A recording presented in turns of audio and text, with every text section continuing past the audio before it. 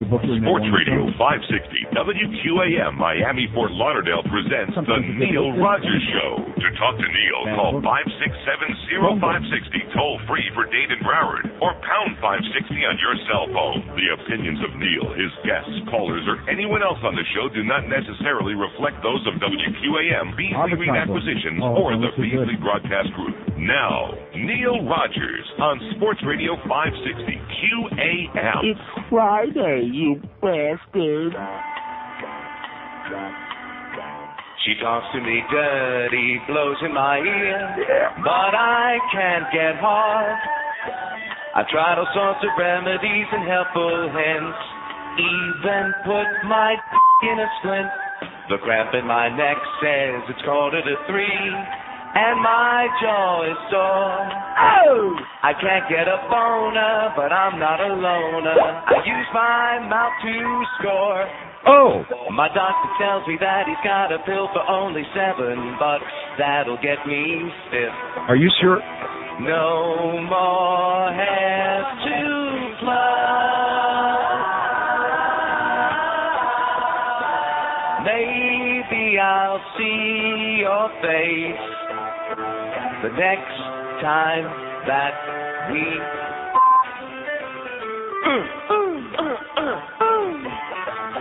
Now with Viagra I never go limp, I always can perform.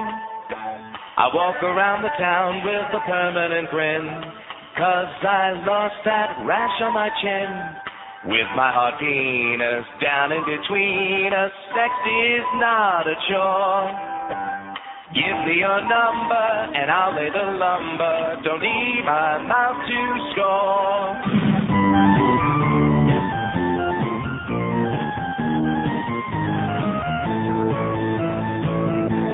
Alright, you know that there's a morning show. That crappy, boring, old and tired. Yes. Ron and Ron just really blow. I'm not shocked in Tampa they got fired. Yes. Ron and Ron should just retire. Yeah. Ron and Ron should just retire. Yes. Rather listen to Chuck Meyer. Every day the show's the same. New stories off the 18 wire. The calls are taped, the music's lame. And I'm sure in no time they'll expire. Ron and Ron should just retire. Ron and Ron should just retire. Rather listen to Chuck Meyer. Yeah.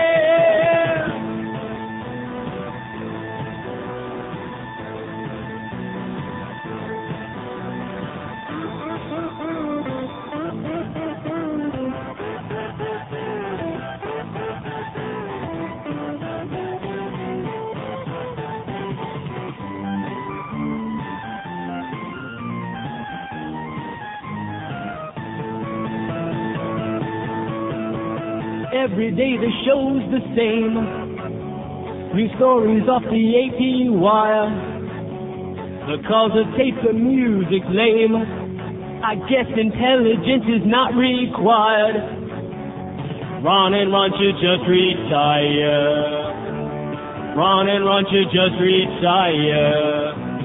Rather listen to Chuck Meyer. You know that there's a morning show. Yes. That crappy, boring, old and tired. Yes. Ron and Ron just really blow. But that's probably how they got rehired. Ron and Ron should just retire. Oh! Ron and Ron should just retire. Rather listen to Chuck Meyer. Rather listen to Chuck Meyer. Increíble. Rather listen to Chuck Meyer. Rather listen to Chuck Meyer.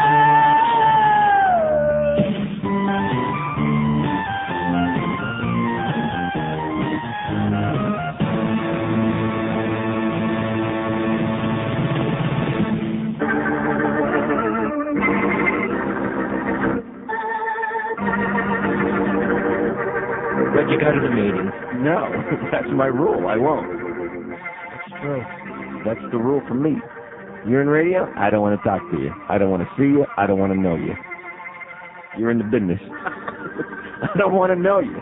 Lose my number. Now, how do you really feel? Hey, the business has been mean to you over the years. You haven't taken enough out of it. The business has been so good to me. I thank you. And now I can go away in peace very, very, very soon. Goodbye. I think we just signed off. No. Just me signing off.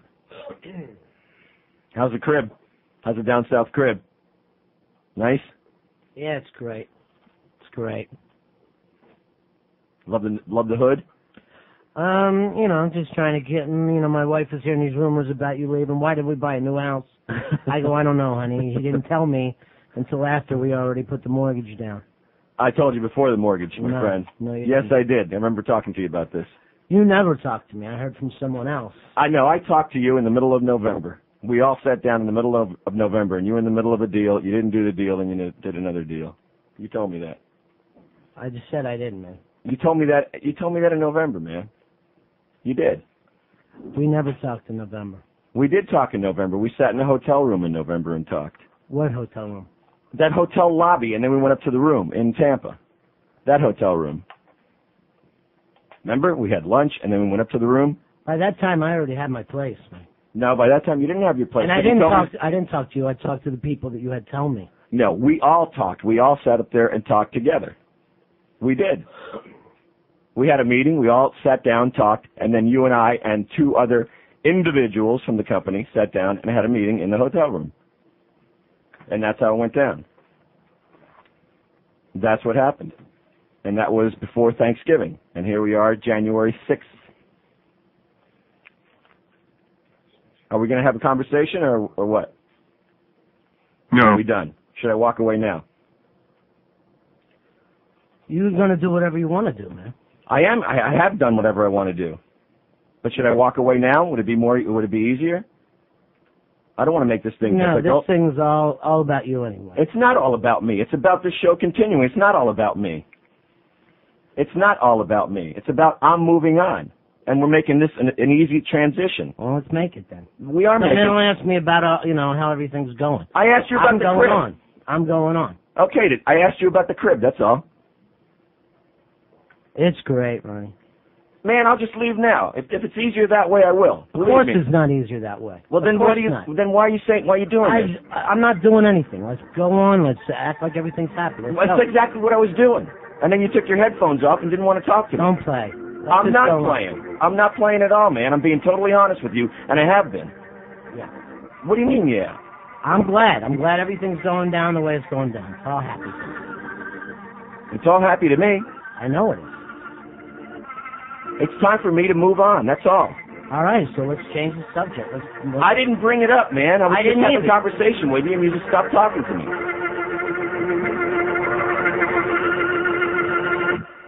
Just a little hint. Well, we got a new show starting in the mornings here on QAM on Monday, April 19. I can't let the cat out of the bag because I don't want to do that to anybody. But that was just a little bit of a hint. Anybody got any ideas who's going to be starting here in the mornings? 6 to 10 a.m., Monday through Friday, starting Monday, April 19. Oh! How many guesses will it take, you think? Well, they're a little slow. Neil Rogers is my lover. Father-in-law, would you get off my butt? If your daughter's so perfect, why'd she marry such a put? Father-in-law, you think you're better than me? Yes. But I don't eat in cafeterias, and I have cable TV. Always wearing black shoes with Bermuda shorts. You complain about sciatica, you won't drive an import.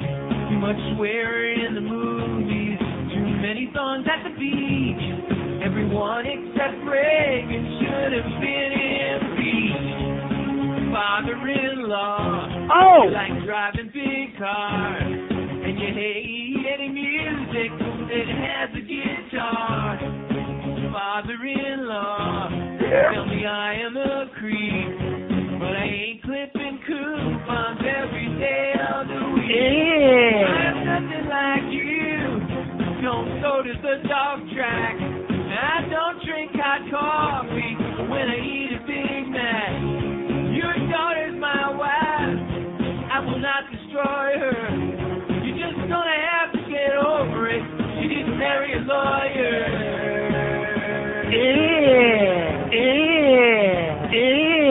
10:15 at 560 WQAM. Happy Friday to you. And you notice, by the way, I was wondering about the timing of that Ron and Ron business. I mean, we got along with them okay before, over at the Paxson. We barely ever saw them, and they'll be over in that other room anyway. Only that Fez. And is Tommy Kramer coming back too? No. Oh, thank God.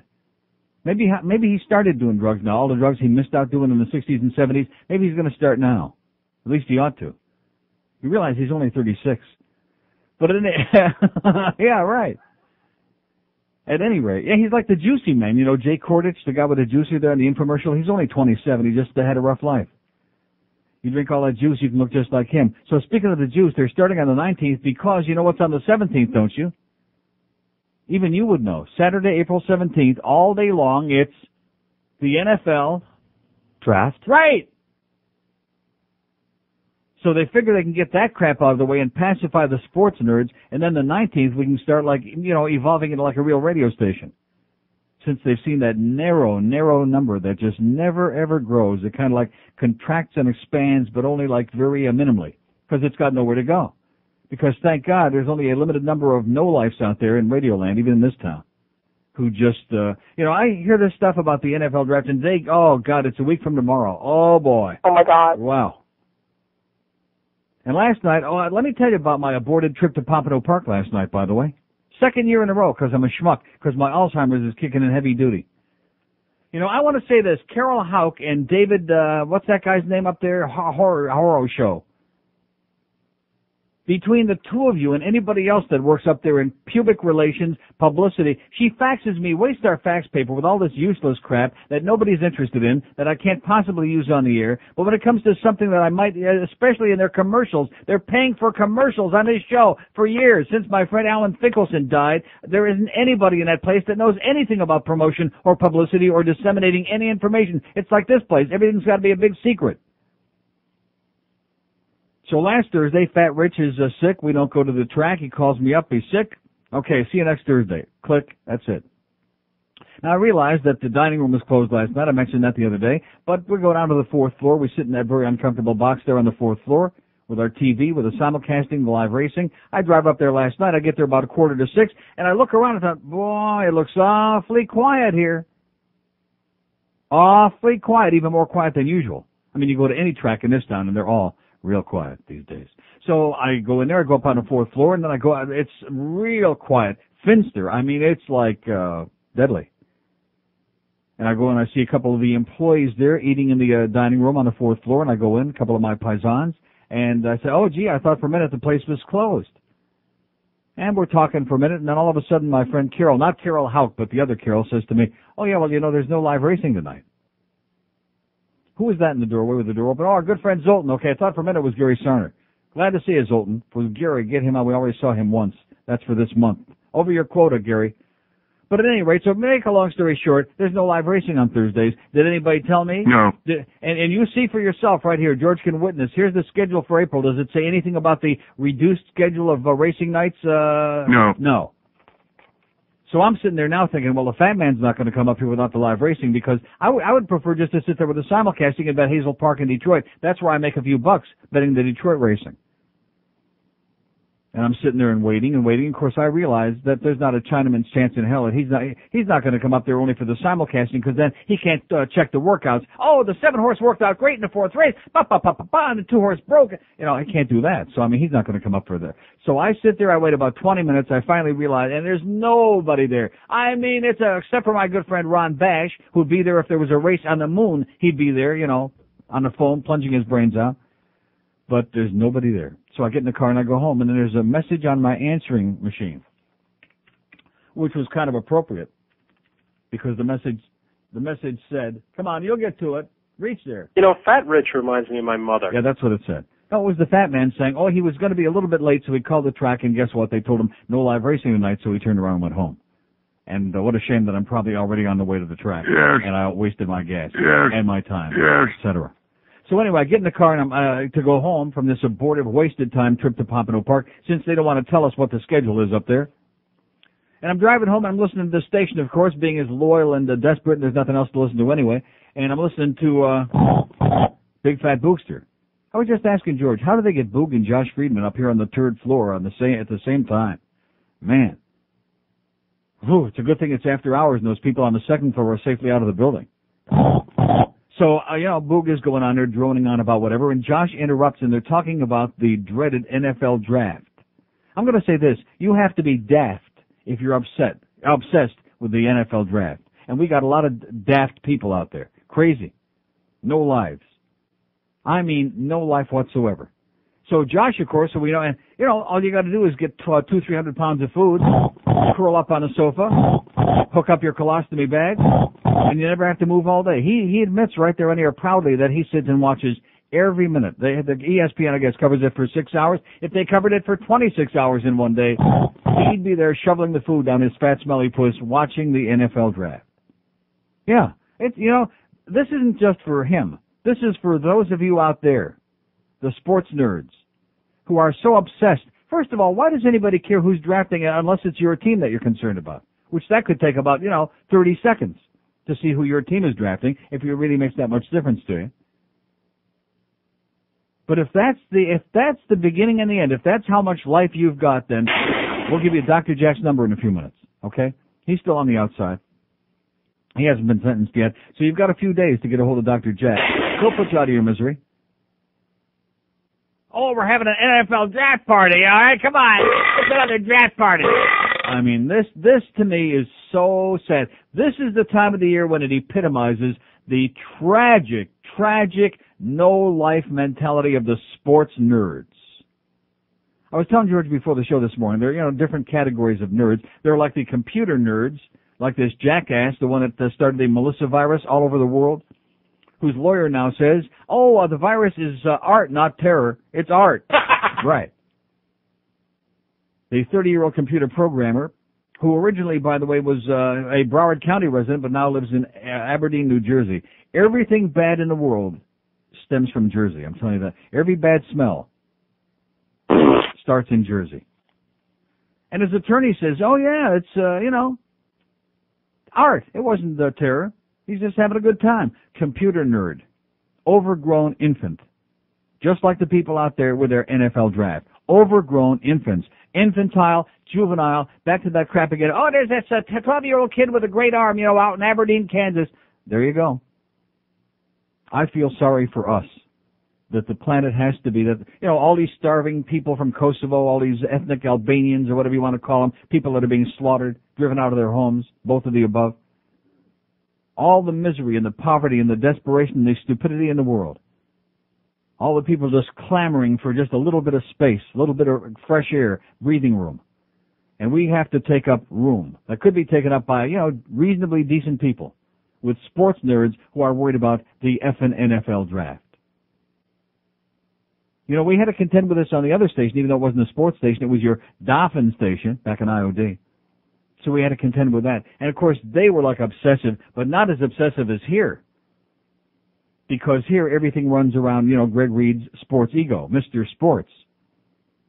Which is why we mortgaged the entire operation away to Wayne and John Henry so that Mr. Sports can be a real sports mogul, a real sports maggot. Isn't that what he is, a maggot? Uh-huh.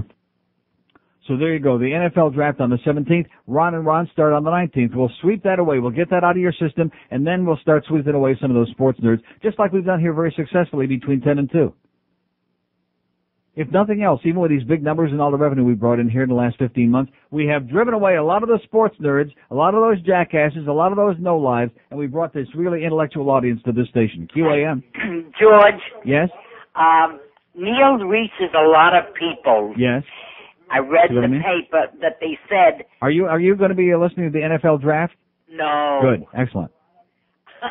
Go ahead. Anyway, sweetie. Yes. They said tie a yellow ribbon around the tree until the three men are released. Right, the three American Stooges guys, yeah. Yeah, please. Tie a yellow ribbon around your what? Tree. What if you don't have a tree? I had all my trees chopped down. All of them. What? All of them? Yeah. George, what's the matter with you? They were Melaleuca trees. They were killing me with my... You did right. They were killing me with the allergies. You think I should have trees up there so I can get sick just so I can tie a ribbon around it? Yeah. How about if we just hang Tony Orlando from a tree? That's okay with me. Okay. No, really. I lost my husband in the war. In which war? Second. In the second? Yeah. And WW2? I feel bad, huh? Yeah. I feel, we do something. Right. To remember them. Yeah. Okay? Well, what do you mean to remember them? They're not dead. I don't mean, no. They don't know what they're going to do with them. Yeah. Oh, by the way, would you call Channel 10 and tell Dwight Lauderdale that the country is pronounced Cyprus and not Cyprus? Oh, yeah? What a jackass he is, isn't he? You know what? I don't like him anymore. No, I can't stand him. Since he shaved off the mustache, you remember when when Samson got the haircut, he lost his brain? Same thing with Dwight Lauderdale. He shaved off his mustache. Samson lost his strength. Yeah. And supposedly... And Dwight Lauderdale lost his... Yeah.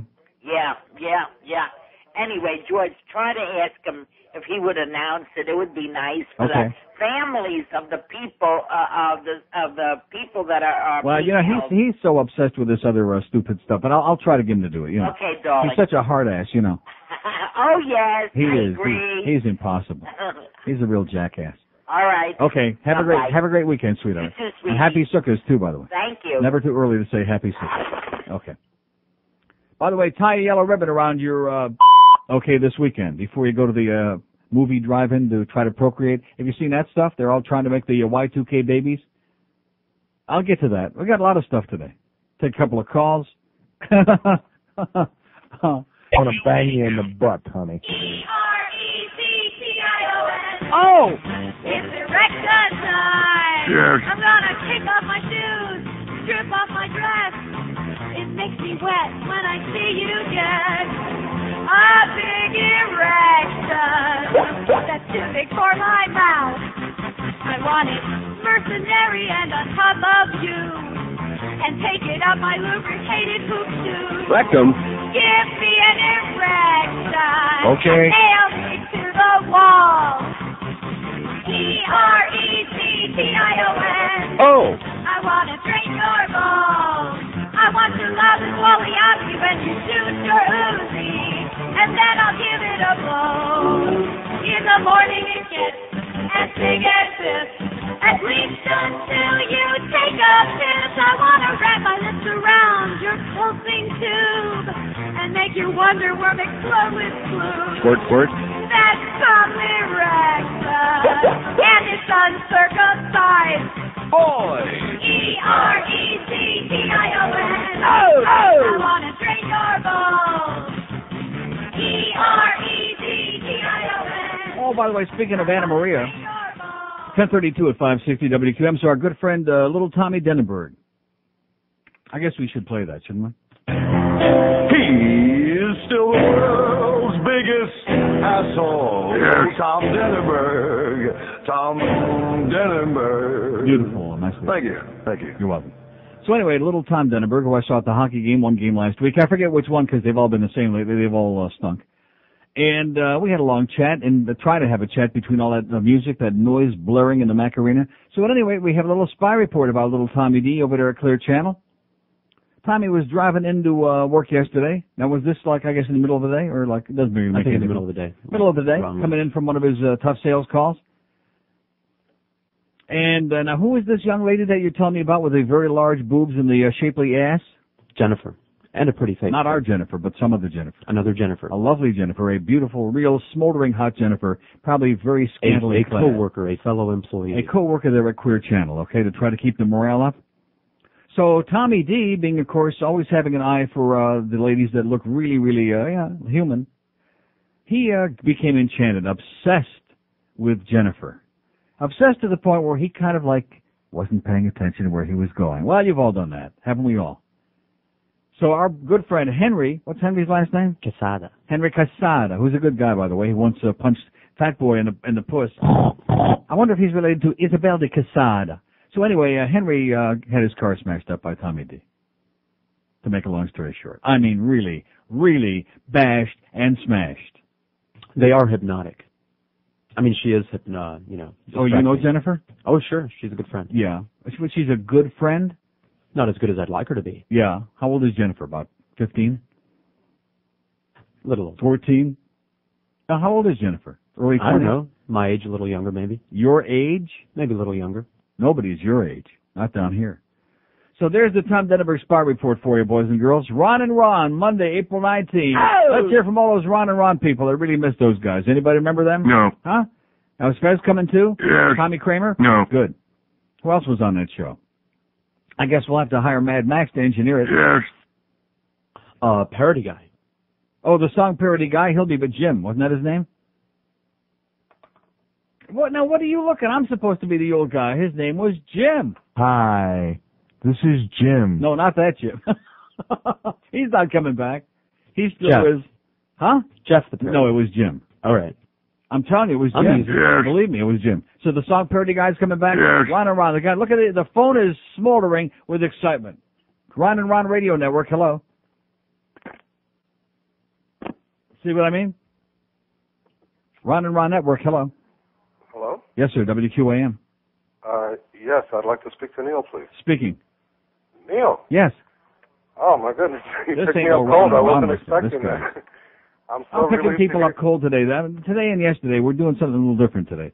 Mix it up for the audience. They like it. That's great. It is great. You wouldn't believe how happy I am to hear your voice because I turned on the radio a little after 10 a.m. and I hear Ron and Moron. Well, that was just a preview. They're starting a week from Monday in the morning. Oh, my God. You hate them? Oh, like... Well, at least you know who they are. I don't think anybody else in this audience knows who they are, what they're in for yet. Oh, my God. Just, folks, whoever's out there listening, tune off as soon as they come on. Really? That bad? Oh, my goodness. I mean, I personally never listened to their show when I worked with them, over at Paxson. I just... There's no words. No words. Neil Rogers. God. Yeah. That's it. Neil, the reason I called you this morning is Yes, because sir. My daughter was watching Jenny. Now, let me, before we go into that, have you tied a yellow ribbon around a tree in your yard yet?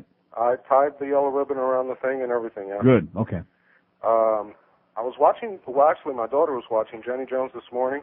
And Yeah. I believe I have another name for you to add to your list of ludicrous Afro-American names. Yeah. Apparently, this girl's mother went into labor. Moesha? No, she must have been in the hairspray aisle of a beauty supply store. She named her kid Aquanetta. Oh, I like that. Isn't that something? Uh-huh. I guess it could have been worse if she were at the bakery. She might have called her focaccia. She could always join that Aqua, that music group. Huh? That's something. Anyway, She Neil, could that's just be all I like got. another dark Barbie doll. Okay, thanks for the good news. Thank you. Say hi to Netta. I will. How you be doing, Aqua? How you doing, Moesha? How you doing, Keyshawn? Yeah, but of course the sports nerds, like I said, they go along with this crap. They could have names that were like three vowels, just a big vowel movement. Well, whatever, they would say it. Like that premier Jew from China yesterday. That Jew guy from China. Oh, that's what we're looking for today is Jewish Chinese. Here's a question for you. We know that there's we got a fax on that yesterday. Are there black Chinese? You can't be black and Chinese. You can be black and Jewish. Like the Falashes, but black is a race and Chinese is a race. Am I correct? So how could you be black and Chinese? What if you're black and you were born in China? What the hell were you doing over there? Did you get lost? Did you get lost on the way to the watermelon stand? I mean, what is that? Huh? Somewhere. What? No, seriously. How can there be? Now, what if there's obviously interracial marriages? There are black guys married to Chinese women. There's black women married to Chinese guys, aren't there? No. I bet there are. Because, boy, you talk about two groups of people that really know how to multiply. The Chinese have their abacus, and the blacks have got their and they know how to put them together and multiply like rabbits. Woo! Billion little Chinese can't all be Wong. You know what they used to say? They can't all be Wong. That's why some of them are just named Lee. Yeah, what kind of a China, like Henry Lee? They were. Oh, and by the way, in the category of redundancy, like we don't really know anymore, but let's keep making a big deal out of it since there's nothing else going on evidently besides butchering all those people in Yugoslavia. 48 hours last night. Did you see that? A solid hour on John Bonet again. I saw the whole thing. I saw the whole thing too. And what did they say? And absolutely, positively nothing. Nothing. At the end, Dan Rather comes on there with a straight face, which I love Dan Rather, by the way. He's great. But he comes on there with a straight face and he says, either they're getting away with murder or they're being smeared and slandered and it's a terrible thing. Yeah, and we'll see you next week on 48 Hours. Oh, they said nothing. Kind of like that asshole Lawrence Schiller that wrote that book. He wrote about a 450-page book and said nothing. You know what he said? Yeah. And what do they say on 48 Hours last night about John Bonet? Did we learn anything new? No. Anything old? No. Nothing. But I tied a yellow ribbon around my TV set just in honor of John Bonet. Talk dirty to me. just sit right back and we'll smoke a joint, take a big bong hit or two. All right. Ever since he was on Dobie, somehow you always knew that he was a great big smoking man. His hits were strong and true. Without a lot of ganja, he would know what to do. He would know what to do. The times they started getting rough, his tiny buzz was tossed. If not for the courage of the old mailman, his package would be lost. His package would be lost. And then the police came knocking just as Gilligan began to smile. And down Gilligan, a bag of weed, a little cocaine, and a pipe, a water bomb, enough to put him in jail, all on Gilligan's file. 10:45 at 560 WQAM. So that's our poll question today, by the way. Which of the following categories, which of these people are the most desperate and need mental and psychiatric assistance immediately? People who watch auto racing, people who watch golf on television, or people obsessed with the NFL draft? Huh? You think there might be some crossover there? Uh-huh. That's a tough one. I would hate to be put on the spot to try to come up with an answer for that. Speaking of assholes, by the way, Barry Jackass, that little pudgy-faced pudwhacker who still lives with Mommy, I'm sure, writes another unctuous column in the Herald this morning. God, do I love that word. He's unctuous. The Herald is unctuous. And in the middle of all this dreck, well, first of all, let's go to the later part. Under tidbits. Bits of crap that Barry has pulled out of his rectum or somewhere, along with those seeds. WQAM says it's decided against rehiring Warren Marty for its Marlin call-in pregame show. Don Brennan, Donnie B, will be the show's primary host, to which we say, all right. Half-hour show. There is nobody listening to it, okay? 6 to 6:30 before the Marlin pregame show, and they actually and by the way, Warren Marty's going to Wanny. Yeah. And Corey's pretty upset about it. He was telling me this morning. He was in here bonding with me, and he said that Warren Marty got he was looking for that kid. Now, would you want to hire like a smart kid like Corey Sabin and put him on there, who actually looks good enough to be on the air on camera, or do you want to hire some ex-jock? What do you think I was going to say? Warren Marty, some schvo named Marty. By the way, anybody know a schvo named Marty? I never met one. So Donnie B is going to be doing it here because, number one, he works cheap, and number two, he's at least articulate, can speak the language. He may not have the best voice in the world, to say the very least, but, he's a good guy. He never stole a freight train. We need to work our own people in there instead of bringing all these dumb, silly ex-jocks in here that they were going to pay $80,000 a year to do a 30-minute show before the pregame that nobody listens to. So thank God, there's some good news for a change. Oh! We just said to Warren Schmo. Here's some bizarre, this is just, our good friend Dave Halberstam, that Michael Mayo still hasn't apologized to. That Michael Mayo, Dave Halberstam. Hard away, left way. That one, yeah. Sideline, Marley, Oh! He hit it! Oh! He hit it! Oi! Oh! He hit it! He's in pain. I don't mean that was a three. I mean that was from the moon. From his restaurant, about 3 blocks from here. So Barry Jackass writes this morning, ex-Heat announcer Dave Halberstam makes references to Marlins announcer Joe Angel and Panthers radio voice Chris Moron in his book Sports on New York Radio, a play-by-play history. You better be sitting down, folks. This will make you cry. I love Dave Halberstam. He's a good guy. But, and of course it's all taken out of context, because, see, Barry Jackass, he'll kiss anybody's ass who will even speak to him. He will. He calls Greg Reed at home. In fact, Barry Jackass is the only person in this market who gets return phone calls from Greg Reed when he leaves a message. And no, you're laughing. That's the truth. He's the only person that Greg Reed will return a phone call is Barry Jackass. Because they have a lot in common. They both know nothing. Anyway, Halberstam notes that Joe Angel's style clashed terribly with John Sterling's. And by the way, John Sterling is an abortion. John Sterling is a simpleton. In fact, John Sterling, I think, really qualifies legitimately for a rubber room. He is pathetic. But at any rate, clashed terribly with John Sterling's style during the year they teamed together on Yankee broadcasts in 1991. The two hardly spoke, and when Angel left New York, he would mimic Sterling unflatteringly. Nice going, Joe. Oh! Halberstam praises Angel's quick wit, storytelling, and understated play-by-play. Now wait till you get to this. He doesn't mention, of course, that Joe rips off John Miller, wants to be John Miller Jr., and Joe could be a hell of a lot better if he'd stop doing that crap with the staged excitement. But, you know, we like Joe, who's no Dave O'Brien, by the way, which there's a story about him above, but we'll get to that. Now, wait till you hear this. Halberstam gives moron credit. This is Christina moron for breaking in a woman analyst, Sherry Ross, during his 4 years on the New Jersey Devils broadcast, which Barry fails to mention the fact he got canned before he came here from those New Jersey Devils, etc. While moron was criticized for a non-radio, non-descriptive style, he knew hockey and would make bold comments that other play-by-play people would be afraid to make, Halberstam writes. Bold comments, like, yeah. Yeah, like that, like, see, yeah. But when it came to the game, describing it, moron would not tell you anything. His non-radio, non-descriptive style. Sound familiar to all of us? Uh-huh. Yeah.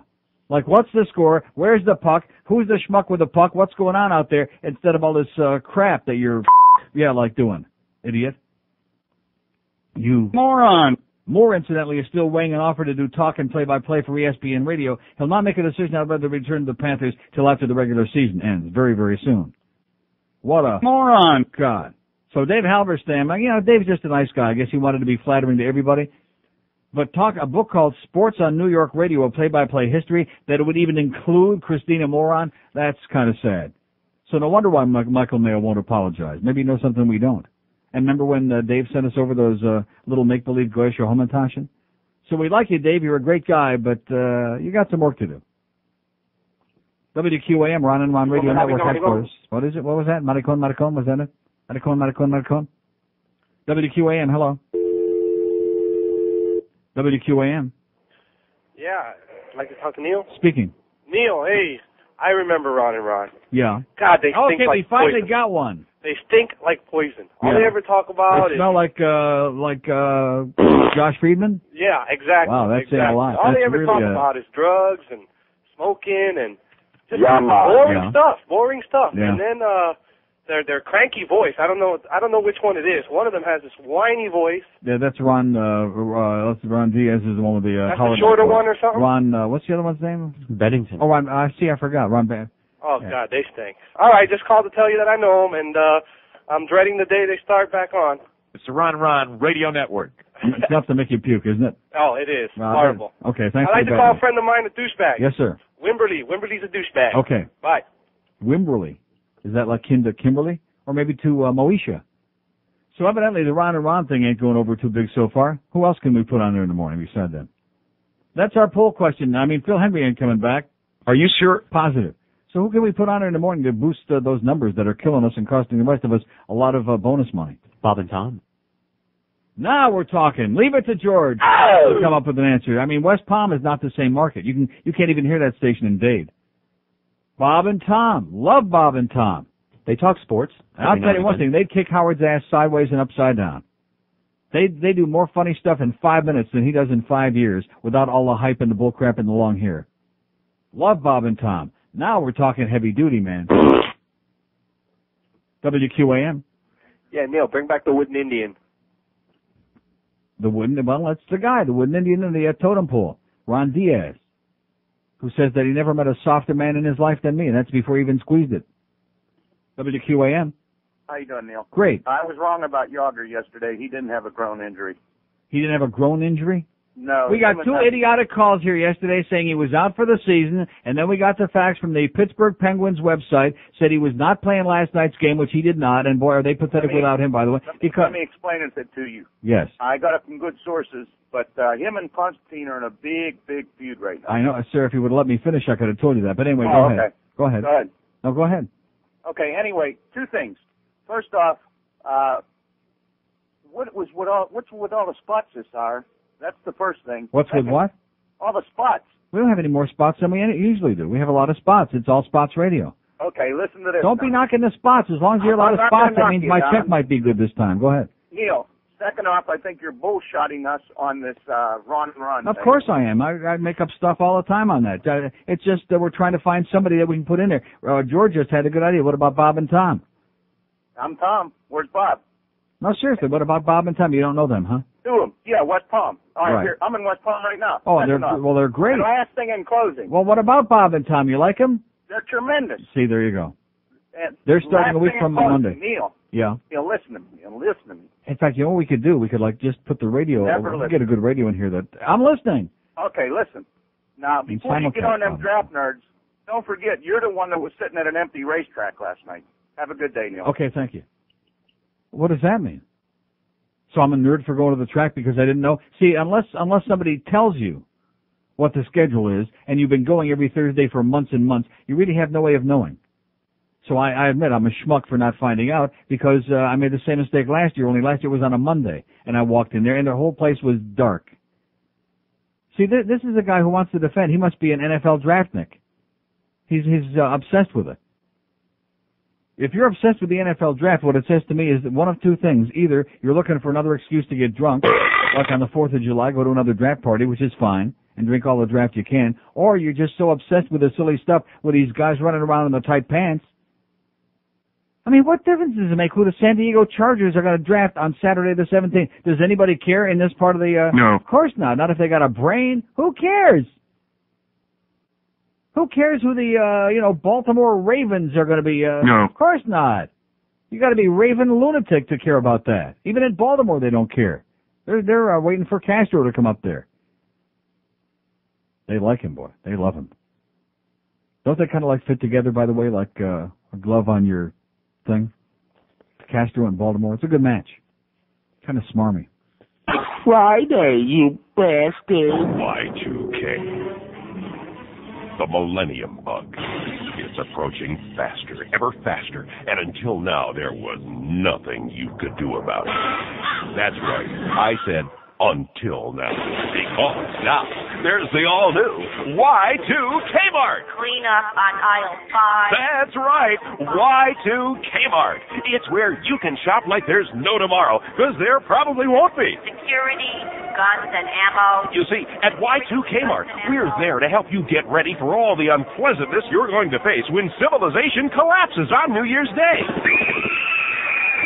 You'll find all the canned goods you need to survive months without automatic deposit and ATMs. You'll find an entire department full of crappy videotapes no one in their right mind would watch until they don't have a choice. Attention Y2K Mart shoppers. The flashing blue light in the gun department is a police car. And to protect you, your family, and your stash, take advantage of the Y2K Mart Block Blowout. Best of all, you get all the usual amenities of Kmart. Like checkout lines so long you'll think you're in Russia, and store employees so helpful you'll start looking for the warden. Y2K is coming. Y2K Mart is already here. Why? Exactly. It's 11:01 at 560 WQAM. So our poll question is, who's the most pathetic? People that watch auto racing. Sorry, Joe. Don't forget Joe Costello with that big auto racing show tomorrow morning, 6 o'clock here on QAM. People watch auto racing. People watch golf on TV, or people who are obsessed with the NFL draft. You have to be daft to be obsessed with a draft. You have to be sick, have no life, and be a real low-grade moron. And we'll have hours and hours and days and weeks. I mean, the closer we get to the 17th, a week from tomorrow, you can almost smell it. You can feel it. You feel like you're suffocating in it. Oh, it's the draft. Yeah, and what? And a bunch of illiterate, dumb jocks that are going to be drafted by, and paid millions and millions of dollars to run fast and jump high and do whatever else they're doing in between jail sentences? Is that what it's all about? Uh-huh. Not even to mention Tony Martin, by the way. He's still got his day in court. And then we'll see. Breeders' Cup at Drive-In starts local Y2K baby race. Speaking of Y2K. Why? 2K. Huh? That's right. Of course, this is Zeta 4, by the way.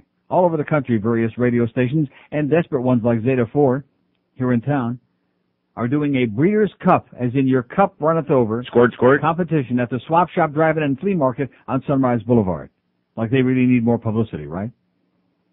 That's right. The couple whose baby arrives the closest after midnight, December 31st, will win $5,000 cash or a 4-year scholarship at a state college offered by Swap Shop owner Preston Henn, who's probably got like little hidden cameras peeking into all those cars and vans that are rocking around over there, rocking around the clock. Careful how you say that at the Swap Shop Drive-In.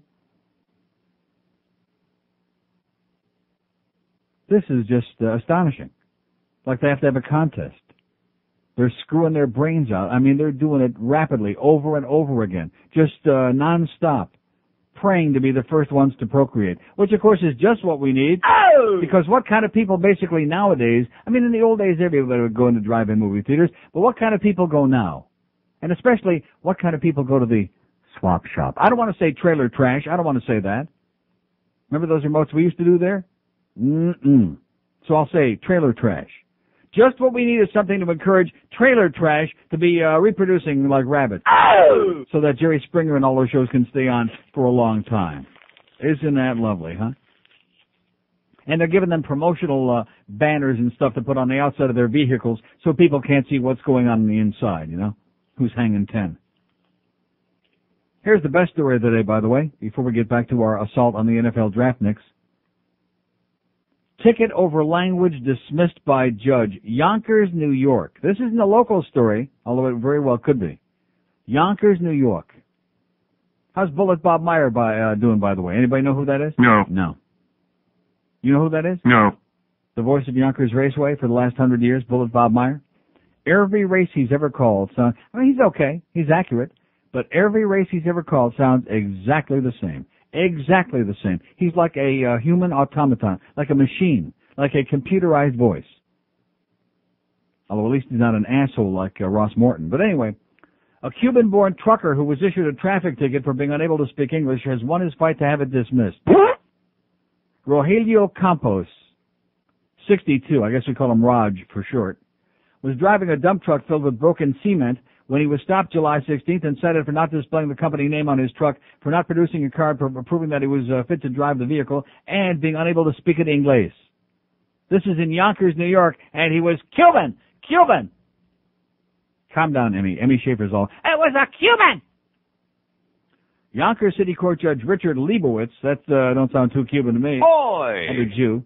Ruled this week that because Campos was not engaged in interstate commerce, the federal language requirement for commercial haulers did not apply. The other two citations are still pending. Who was that? I don't know. Another wrong door? We got more people. I mean, we have an unmarked door out there. More people like peeking their head in there. Maybe they think it's the bathroom. Maybe they can smell it. Well, that's because Josh was in here the other day. Federal law requires that drivers be able to converse with the public, understand English traffic signs, respond to official questions, and fill out reports and records. The judge did not address Campos' claim that the law discriminated against those who do not speak English. The trucker took his driving test in Espanol. Boy! How do you like that, huh? He took his driver's test in Espanol. Ay, Dios mío, esos carros. Exactly. Huh? There ought to be a law. There ought to be a goddamn law. Esa es la cingada manera cubana. Yeah, that's the problem, man. It's a great ending, but we still have to get rid of that wording in the statute, said U.S. Representative Jose Serrano, a Bronx Democrat who supported Campos. Sounds probably like Puerto Rican, no doubt, in the Bronx. That's where they got them all jammed in. They got all those Puerto Ricans jammed in there in the Bronx. They got the Schwarzes jammed into Harlem. They got the Puerto Ricans jammed in the Bronx. The Jews jammed into Brooklyn, including those Hasidim that are throwing bricks through their neighbors, Yeah, they are. They're knocking their neighbors' mezuzahs off the doorframe with bricks. Your friends, the Hasidim. Oh, as a matter of fact, by the way, it's Friday, so before sundown, be sure and tear up your toilet paper. Now today, now that Yizkor is over, maybe we'll actually have one or two Orthodox Jews call in to verify again, although we had verification yesterday. You didn't want to believe me. That's a true story. That because that's considered work, tearing up the toilet paper, the ultra-Orthodox Jews, they tear up the paper into like sections before sundown every Friday, and they hopefully have enough for the because they're so full of it, you better tear up a lot for the entire weekend. I mean, or at least for the entire till sundown tomorrow. Can you bathe and use a towel? Do you ever see a Hasidic Jew that ever bathed? No. So what kind of a question is that? In fact, that's our poll question. Who's bathed most recently, Josh Friedman or George's accountant, David? Well, can't you see them bathing together? Well, I never smelt them, okay, nor do I want to. I don't want to smell, huh? He's just Orthodox. He doesn't wear the... He is ultra-Orthodox. He doesn't wear the... He is crazier than a bed bug. He's Looney Tooney, baby. He's squeezing it right now in his tefillin, too. He's wrapping it. He does really great work. He's a Jewish rapper is what he is. I don't care what great work he does, okay? He is certifiable. He needs to be put away somewhere before it's too late, before he does damage to himself. Jack Kevorkian, who's helping people die that are like suffering and miserable, they want to stick his ass in jail, but your accountant, they're letting him run around on the loose, rapping, cutting off people's circulation. They should only do that to the Herald. Mums are anti-Semites over there at the Herald. Yeah, if you want to cut off somebody's circulation, go down to the Herald, okay?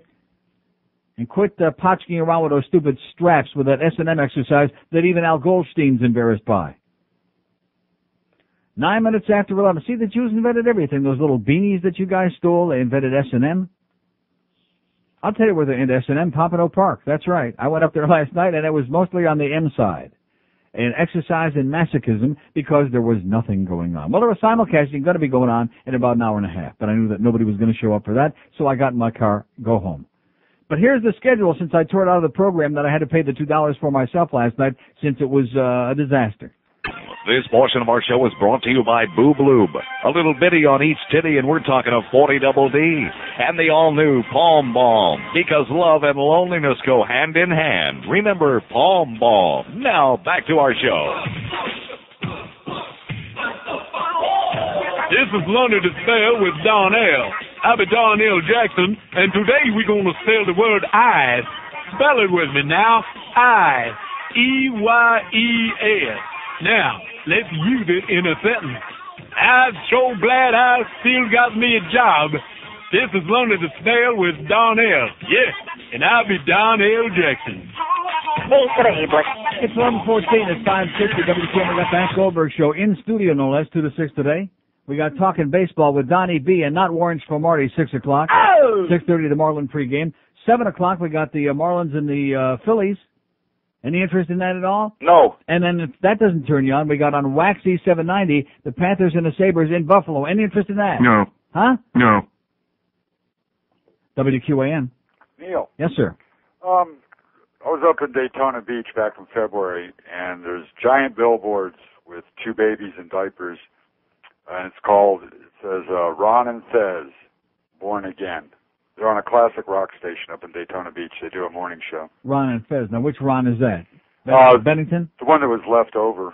Bennington. Yeah. The squeaky voiced one. Oh, my God. Yeah. And that, of course, that Fez creature. Uh-huh.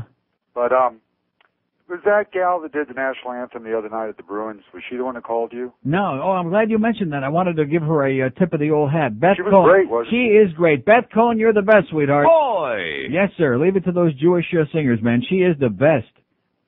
Yeah, I put in my vote right now. Beth Cohen for the national anthem every game. I say she's far and away the best.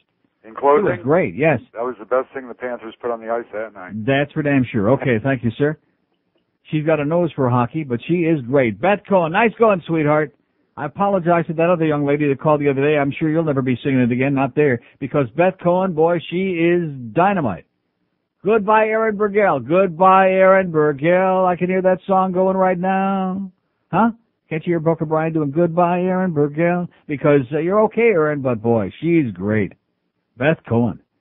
She belted that thing out. She didn't waste any time with it, but she had like a little style, a little pizzazz, gave it a little personalized, It was great. Nice going there, Beth. Oh! We're doing Screamless today, by the way, if we're going too fast for you. You think we have any people here in South Florida who are driving around town who can't speak English? Yeah, man. Huh? Of course, see, down here, they didn't take their driver's test in some foreign language. They just didn't take one. So that, we don't have to worry about that complication. They just didn't take no driver's test. Because why should you want to complicate things? Then you have to worry about getting a license. Then you got to get insurance. Then you got to register your car. We can't be bothered with those things here, can we? No. Of course not. That's not the South Florida effing way. Get off that banana boat, get a beat-up old brown Toyota Corolla, and go out there and kick ass. Or, better yet, get a job driving one of those minibuses in Dade County. Oh! There you go. And drive up on the road. Or maybe like you're 100 years old and you can't see over the steering wheel.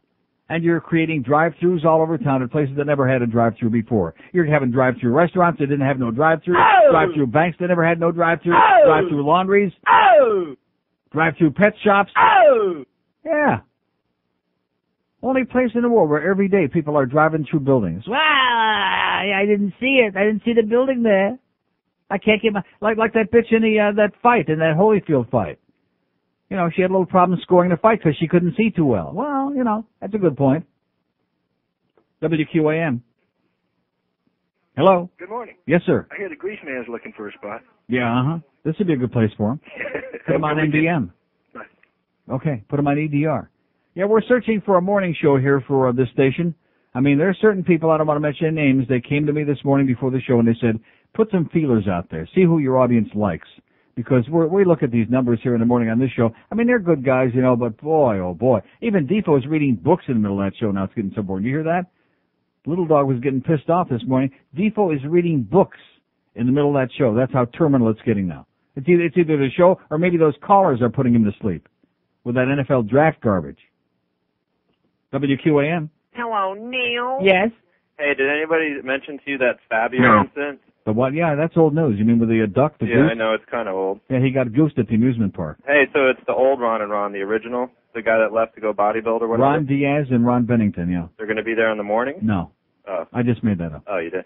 Hey, can I get a... Who'd you like to hear in the morning on this station? I'd rather hear them than the worst team, unless when it's football season. You'd rather hear Ron and Ron? Yeah. Okay. Definitely. Hey, can I get a request? Sure. Either Star Wars Cantina or the Barry Manilow. His name's Barry. Sings like a fairy. Okay. All right, buddy. Have a great weekend. Do it. Bye. Well, I'd have to go get the discount for the other one. This one's right here. It's easy. It's All Request Friday, baby. Oh, by the way, how some lunch, too, all right. I'll have a little something to part of my push. Her name was Leia.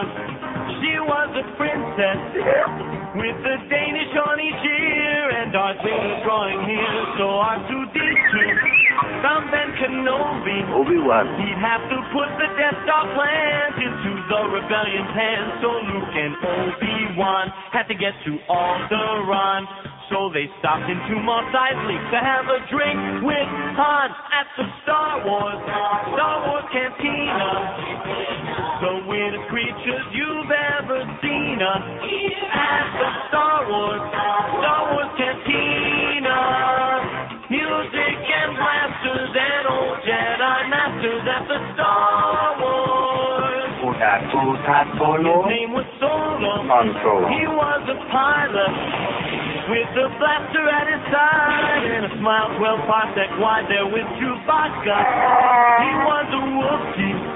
They met with Luke and Obi-Wan about the Millennium Falcon docking Bay 94. Stormtroopers at the door with the flash of Ben's lightsaber. Got everything on the floor. Star Wars Cantina. The weirdest creatures you've ever seen at the Star Wars Cantina. Music and blasters and old Jedi masters at the Star Wars. Roy! Licensed Space Force. You will never find the more wretched hive of scum and villainy. Be cautious. His name was Yoda. He was a Muppet. Darth Vader was so bad, and by the way, he's Luke's dad. Luke kissed his sister. His hand got cut off in that galaxy far, far away. Lucas had a lousy day. Boba Fett was so mean. Jabba had bad hygiene. Why didn't they all just relax back on Tatooine at the Star Wars Cantina? The weirdest creatures you've ever seen at the Star Wars Cantina. Music and blasters and old Jedi masters at the Star Wars. The Force will be with you. Always.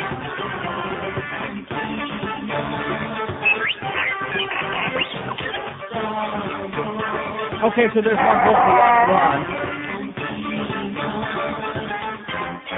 Oh! That's a nice long bit, too. 3 minutes. Excellent. 11:22 at 560 WQAM. 567-0560, pound 560 on the AT&T line. George is not answering the phones today because we're busy ordering lunch right now, okay? So we're doing Screamless again, which went over sensational yesterday, by the way. I mentioned in passing. I just mentioned in passing, Father Paranoia. So anybody else see 48 Hours last night? Yes. Anybody learn anything from that show? Yes. Other than it was a great way to kill 60 minutes and keep rehashing the same. You know, it's interesting because at the end when Dan Rather was doing that thing, kind of like Bill Curtis does on A&E, and kind of pontificating there, giving us a little lecture, you know, and about the tabloids and how disgraceful. And what were they doing any different? They were doing the same thing.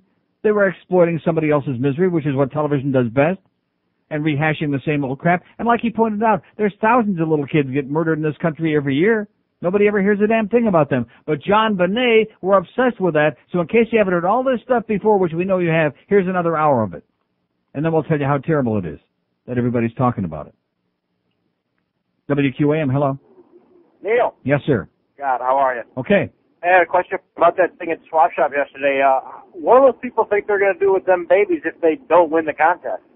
Throw them in the dumpster. This little shaken baby syndrome. Flush them down the toilet. Oh, unbelievable. Get a nanny in for the weekend. Yeah, the picture in the Sun Sentinel pretty much summed it up. Did you see that in the front of the local section? Yeah, I got it. A couple of white trash there drinking some beer and just getting laid. Yeah. There it is, man. I like that big, gigantic, extra-size jar of Vaseline, too. That was impressive to me. Unbelievable. In fact, when you drive into the swap shop, now when you're this coming weekend, since it's only tomorrow, the 10th, when you drive in, they got like, they're handing out vats of Vaseline. What won't somebody in this community do for something free? I mean, there you go. If from the sugar at the restaurant and the silverware and the plates, but you know something, but listen, to go back to your original question, though, since, I mean, they can probably get more than $5,000 for the baby if they don't win the contest. Hey, there you go. There's a lot of baby mills. They can probably get $7,500, $8,000. Maybe they can auction the baby off. Bob Barker had it right, man. Spade and neuter. Okay. That's right. Spay and neuter your neighbors before it's too late. That's what Bob Barker always says. Let the animals reproduce, but spay and neuter your goddamn neighbors, especially if you live in a trailer park. We ever get any calls? Not too many from people in trailer parks. Of course, you know, they have to go borrow somebody's phone. Huh? Oh, they have phones in trailer parks? I didn't know that. In mobile homes? Wow. Well, they have to climb that pole. Yeah, that's right. They have to hop up on it, and the pole, too. Where did that thing come from, trailer trash? I bet you there's some fine, upstanding people living in trailer parks in America. No. Yeah, there's got to be one or two that aren't just busy screwing their brains out and getting drunk and walking around smelling real bad all day. Huh? I mean, you know, of course, taking a shower. I did live in a trailer once when I worked in Albion, Michigan. Very briefly, by the way. It wasn't even a double wide. Yeah, I lived in a trailer with Dick Green. I never talked about him, did I? Dick. Green, yeah. Dick was his first name, not his second name. I'll talk about him in a little while, I think. He sure looked good, I'll tell you that. Well, he was working in the mornings on WALM in Albion, Michigan. And I started working at the same. Guess what? Did you hear that? You missed that. You will never, see, I made up my mind. You will never, ever meet the light of day again on this radio show. Your voice will never puncture the eardrums of the people in this audience again. Ever, ever, never. In addition to which, let me make it very clear to you right now. You are uninvited to ever call this radio show, and if you ever do call again, we will trace the number. We will make sure that we report you to Bell South, and that you'll be right in there lumped in with those people who annoy and harass and always wind up getting their phone yanked out or having the cops come to the door knocking on the door. Our good friend in Hollywood will never, ever, ever be on the air again on this show because you really do seriously need help. Very, very serious help. So govern yourselves accordingly. You and your boyfriend up there in wherever he is. Jeb Bush. Break the move!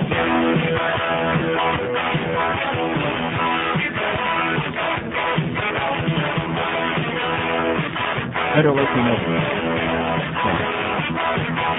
Sorry. He's a wonder boy toy. Yeah. Had a major windstorm. Watch the Hershey Highway. And reading Martha Stewart. He's winning Martha races, baby. And the competitive wins the title. Mary Earnhardt with no mistake. Just getting much for the top. Boys of the rainbow. Quickest hit in NASCAR. Wiping ass apart. This red cheats a game on. Fans won't be tickled when they find out he makes it triple. Work. Watch him race away. boy.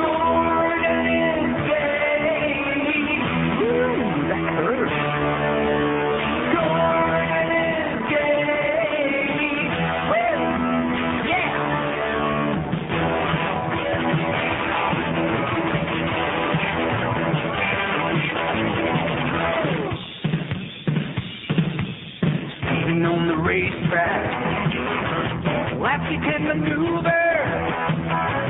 as the biggest fan club. Hey, it sucks just like a Hoover. The fans on the board got a baby, everything that he likes to haul.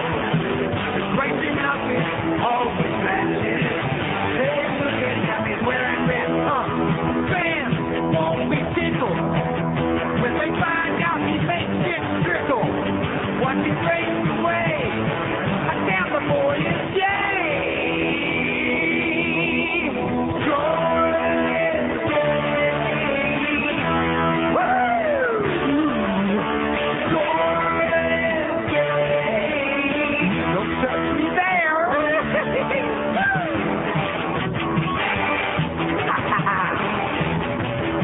That's feeling good now.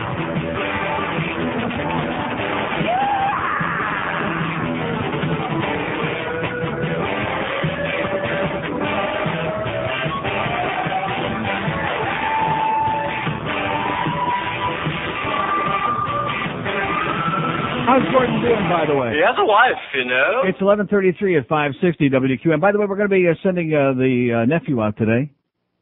Yeah, we got free passes for the cockfights at Westland. We're going to be giving out noon tomorrow. 5670560 pound 560 on the, isn't that where they hold them? 5670560 and pound 560 on the AT&T wireless line. We're looking for people who live in trailers today. Let's hear from some trailer park people who resent that whole stereotype, that ugly but very accurate stereotype of trailer trash. You think we're going to hear from anybody in trailer park? No. I don't even know if we have any. WQAM. Okay. WQAM, hello. How you doing? Okay, sir. I got a question for you. Yes. Do you live in a trailer park? No, sir, Okay. I don't. Do you know what the largest sporting event, as far as people going to that event in Auto the world racing, is? yes, sir. Auto racing. Okay. Uh-huh. Another Do you know what the question. most popular flavor of ice cream is? Ben and Jerry's? No, another, not brand, flavor. In the world. In the world. I don't even eat ice cream. No, but I'm telling you, vanilla. I didn't even know that. Yeah. I got another So of course question they show you for you. because something is tremendously popular doesn't make it, doesn't validate it, you know. Okay. I mean, I understand what you're saying, and of course I did have the correct answer to that, I know. You did, yes, Yeah, you did. I'm aware of that. See, I'm not one of those people who jump on the bandwagon just because a lot of people go to watch hoping for an accident, for a crash, because there's a lot of rubberneckers on the highway too. Most of the right. assholes out there are rubberneckers. That's right. Another question. Yes, sir. If they built a 500,000-seat arena Right. for hockey, Yeah. how many times do you think they'd fill it up? Why would they? How would you see anything? Well, I What would you have, understand that, binoculars? but In how fact, many times do you think that's a good point. How if many it was a how many Stanley people? Cup No, Finals, listen to Game me. 7. How many people see anything at like Indy, for example? How many people have you seen it? Well, I've been to Indy, and I'll never go back Oh, okay. for that reason. Let me ask you this: when people go to the Kentucky Derby, okay, and they go to Louisville, Kentucky, and they sit there in the infield, they're with their blankets, and they just make a day out of it, Right. And they're in the infield. How much do they really see of the race itself? Well, but you mean by the time race time comes? Yeah, how much do they see? I mean, Probably forgetting nothing, about because they're well, forgetting about off how their classy rear. they are, but I'm just saying, how much can they really see from where they are? Not much, Okay. especially on the infield. Right. Okay, that's my point. What is the point? The point being that none of them, not football, not baseball, not basketball, not hockey, not even in their final game or Right. final, the Super Bowl, the Stanley Cup final, Right. couldn't fill an arena like that. Right. Thank God. So you're making excuses. No, I'm not making excuses. Why in the world would you want to be in a place with 500,000 lunatics? Why? Well, what is the point? Let me say it again. Because most people like vanilla ice cream. That's by far and away the biggest seller. Does that make it good? It must be the easiest to make or something. No. It's the most popular. Cheapest to make. No, How about it's not. It's just the most popular flavor. You're Yeah. in denial. Oh no, I don't deny that it's the most popular flavor. I I believe you on that. Now, even though you're not an ice cream eater, wouldn't you think that if you were going to have a delicious big bowl of ice cream, you'd have something a little more tasteful than vanilla ice cream? I would, yeah. Yeah. I mean, when I go to the ice cream store or something like that with my daughter, she doesn't order vanilla. What does she get? It's the one with nuts and marshmallows and all that in it. Rocky Road. Yeah. All right. At least your daughter's got good taste. Thank you, sir. God bless you. Yeah. Somebody in his family's got good taste. Oh! The daughter. That's the way it always is. 567-0560, pound 5. No, seriously, I mean, auto racing, I know, in fact, Joe Costello just admitted to me, and of course he's got that auto racing show tomorrow and every Saturday morning, 6 to 7 a.m. here on QAM. I mean, he's a good guy, but he's got bad taste in some cases. But at any rate, no, seriously, he just got crappy taste when it comes to auto racing. But he's not a watcher. But he admitted, no, he's a participant. See, that's different. He races. But he admitted to me that when they went out a couple of days ago in the QAM van and were giving away freebies, they gave away some Heat tickets, no problem. They took them. They gave away Panther tickets, Marlin tickets, no problem. They had takers. They had 94 pair of tickets for that auto race this weekend down in Homestead.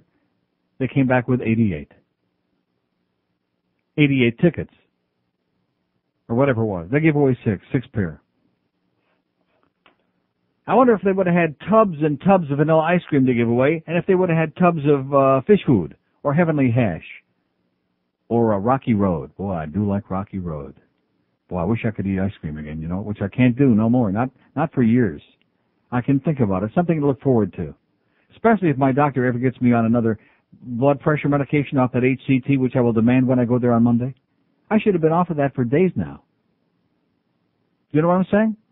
Didn't he come on and tell us there are so many other drugs that I could be taking for blood? There are a million of them, which don't do all of these things, like give you the stomach cramps and all of those problems and make it impossible to lose weight like diuretics do. But I can wait till Monday.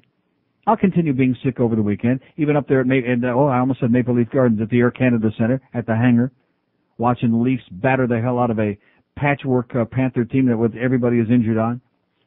Everybody's injured. Boy, they must be getting the best medical care, you know? Oh! It's Friday, you bastard.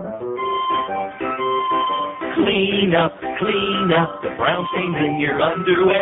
Clean up, put on another pair. Clean up the cum stains right here on your sheet. Clean up whenever you eat your meat. Clean up, try some douche, it works the best. Clean up whenever you have sex. Ooh, pandas. 16 till noon at 560 WQAM, the Hank Goldberg Show at 2 o'clock. We got Marlins baseball tonight. Donnie B talking baseball, 6 to 6:30. Marlins and the Phillies, 7 o'clock. Any interest? No. And on FM, on PM, on Waxy, we got the Panthers at Buffalo to lose to the Sabres tonight. A battered, bruised, barely recognizable Panther squad with virtually nobody on it.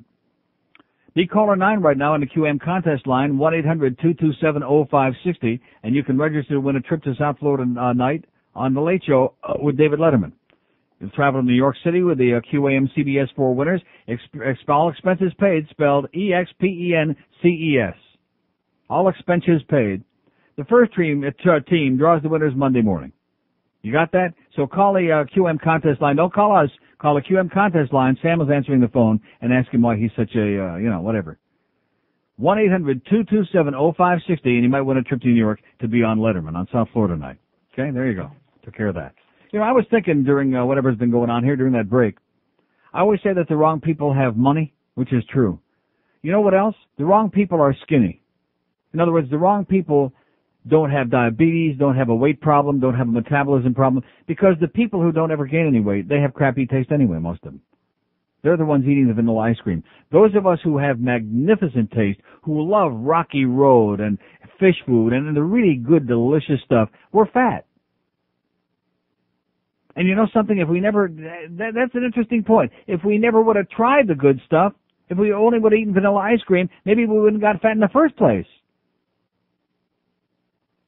That's an interesting point. I mean, if we would have only been eating cube steak all our lives, you know? You know people who eat like cube steak? I'm not talking tube steak. I know some of those. I'm talking cube with a C. Cube steak. Do you know how... Like in a stew or just... No, people, never had a cube steak? Yeah? It's real stringy. Like, you ever have liver that's real stringy, you know? Ooh, veiny. Yeah, veiny. Oscar Veiny. He drives at Pompano Park. Not very well. Once in a while. Seriously, I mean, people actually eat that crap. It's like people that go to those, remember Duff's Smorgasbord? Huh?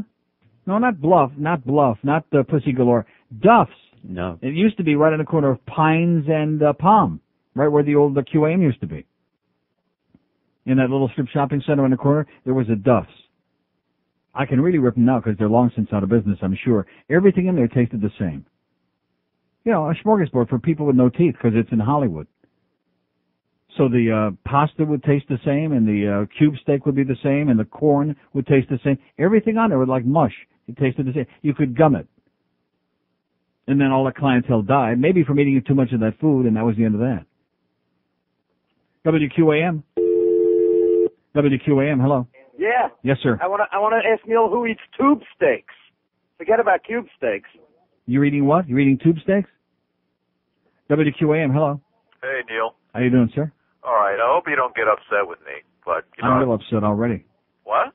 I'm not going to get upset. What will I get upset about? You know, sometimes you know the callers can get you in such a. Sir, it's a radio show, sir. I'm not the least upset. I'm always in a great mood, except when the manager comes in.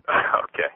Well, I know the mark of a true free thinker is one who goes against the grain of what everybody else thinks. No, I don't do that. I deal with each individual thing as with. All of these things. On their individual merit. I'm just not trying to be, Mr. Out of Line all the time, Mr. Iconoclast. No, I didn't mean it that way. I meant that when the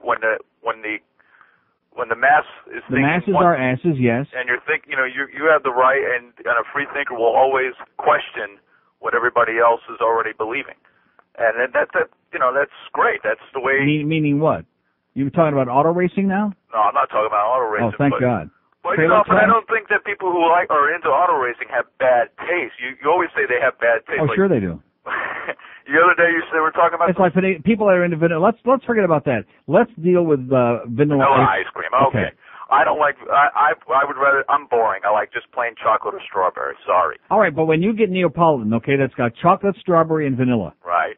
What do you eat first? The chocolate and the strawberry. Right, and sometimes don't even eat the vanilla, right? Right, but the point is. Why? Why is that? Why? Because there's no flavoring. Because, like my old friend Bill Calder used to say, delicious but no taste. That's vanilla ice cream. It has no taste. It's like eating cardboard. It's like eating matzah. It has no taste. If you put butter and salt on it, it's like vanilla ice cream. Like I've said before, vanilla is an accompaniment kind of ice cream. Exactly. You can put hot fudge and cherries and whipped cream. Right. Right. It's like taking like a cube steak. You could take that Peter Luger steak sauce and put it on a cube steak. You could put it on your thumb and just lick it off, and it's delicious. Peter Luger steak sauce. You ever had that? Peter Luger, no. Oh, the best. I got to try it. Oh, man. You could put that on a piece of halava and it would taste fantastic. But vanilla ice cream has no taste. All right, but, the kind of thing, the analogy I'm looking at is like I'm a big wine drinker, right? I like Cabernet Sauvignon. Yeah. That's not everybody's taste. They like White Zinfandel. I don't say they have bad taste because they like a fruity, light taste in wine, and I like a heartier wine. Yeah. I don't like it fruity myself. I know you do, but that's no, okay. I don't. You don't like it? Not fruity, no. No, you like a little butcher than that. I know that. I like at least one toe on the ground. Definitely, I know that. Right. Well, I'm just saying that tastes are tastes, different strokes are different strokes. But wait a minute, now. See, you can argue among different flavors that are good. Like somebody could say, I like Heavenly Hash, or I like Rocky Road, or I think fish food is.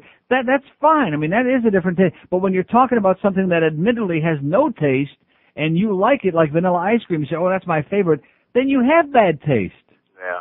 All right. Right? It's bland. Yeah, you're right. Exactly. Okay. It's like Rosie O'Donnell. It's halush. It's to die from. All right. Now, but wait a minute. Now, the other day you said The Sopranos was a city. Oh, I said it that word. No, you didn't. You almost said it. Okay. You didn't quite come out. Thank God. You did a Brian Murray on it. No, I haven't watched it. I didn't say that at all. I said I watched a couple of minutes, and I wasn't just in the right mood to watch it at the time or whatever. I haven't seen it yet. Right. Everybody tells me it's great. I think it's an incredible show. I'll watch it. All right. Thanks. Take care. See ya.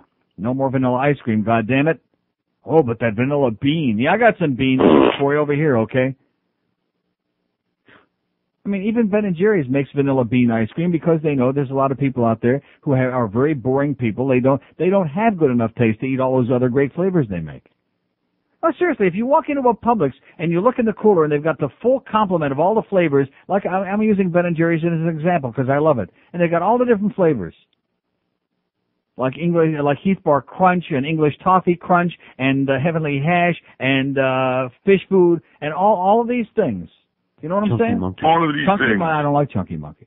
But if they had all of those, and then they had vanilla bean, and you walked in there and picked out a pint of vanilla bean out of the middle of all of that, I'd say, what a putz! What a putz! There's no question that everything is subjective. But for example, if somebody looks at, like people that are obsessed with a nanny that think that she's a hot-looking babe, and please don't tell me from the neck down. The head is attached. Just like yeah, right. There would be no anti-Semitism left in the world if we could just get that show off the air, The Nanny. I'm telling you that right now. And also remove Sunrise from the map. But that's another story. Seriously. There are guys who think that she's a hot number, The Nanny. If I were as straight as an arrow, I wouldn't touch her with your hand, with your any body part. She's to die from. Not to die for, to die from. So you can argue among, a whole bunch of really beautiful looking people, but to include somebody who just based on, like Rosie O'Donnell.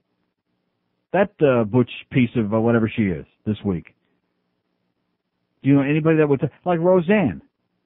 In fact, I thought it was great when Richard Simmons, as unctuous as I personally find him, and as obnoxious as he is, and he really is, that when he stuck his tongue down her throat or whatever he did when they were like having a food eating thing on her show, and she really got grossed out and psychotic and very upset about it.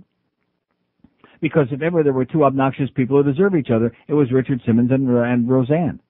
Two disgusting pigs. But she's big. There are people out there who want to watch. Disgusting. Oh, no, I don't mean that. She's big, like Fat Boy, not that big. Don't ask me why. WQAM. Hey, trailer trash on a mobile. All right. All right. All right. Are you going to keep me long? What is it? Are you going to keep me hanging long? Hanging along what? You're on right now. Oh, okay. Is this Neil? Yes, it is. Hey, what up? What's up? True trailer trash, yeah? All right. No, where's your trailer park? Where are you parking it? Plantation. There's a trailer park in Plantation? Oh, come on. Absolutely. Where? Right across the street from Blockbusters.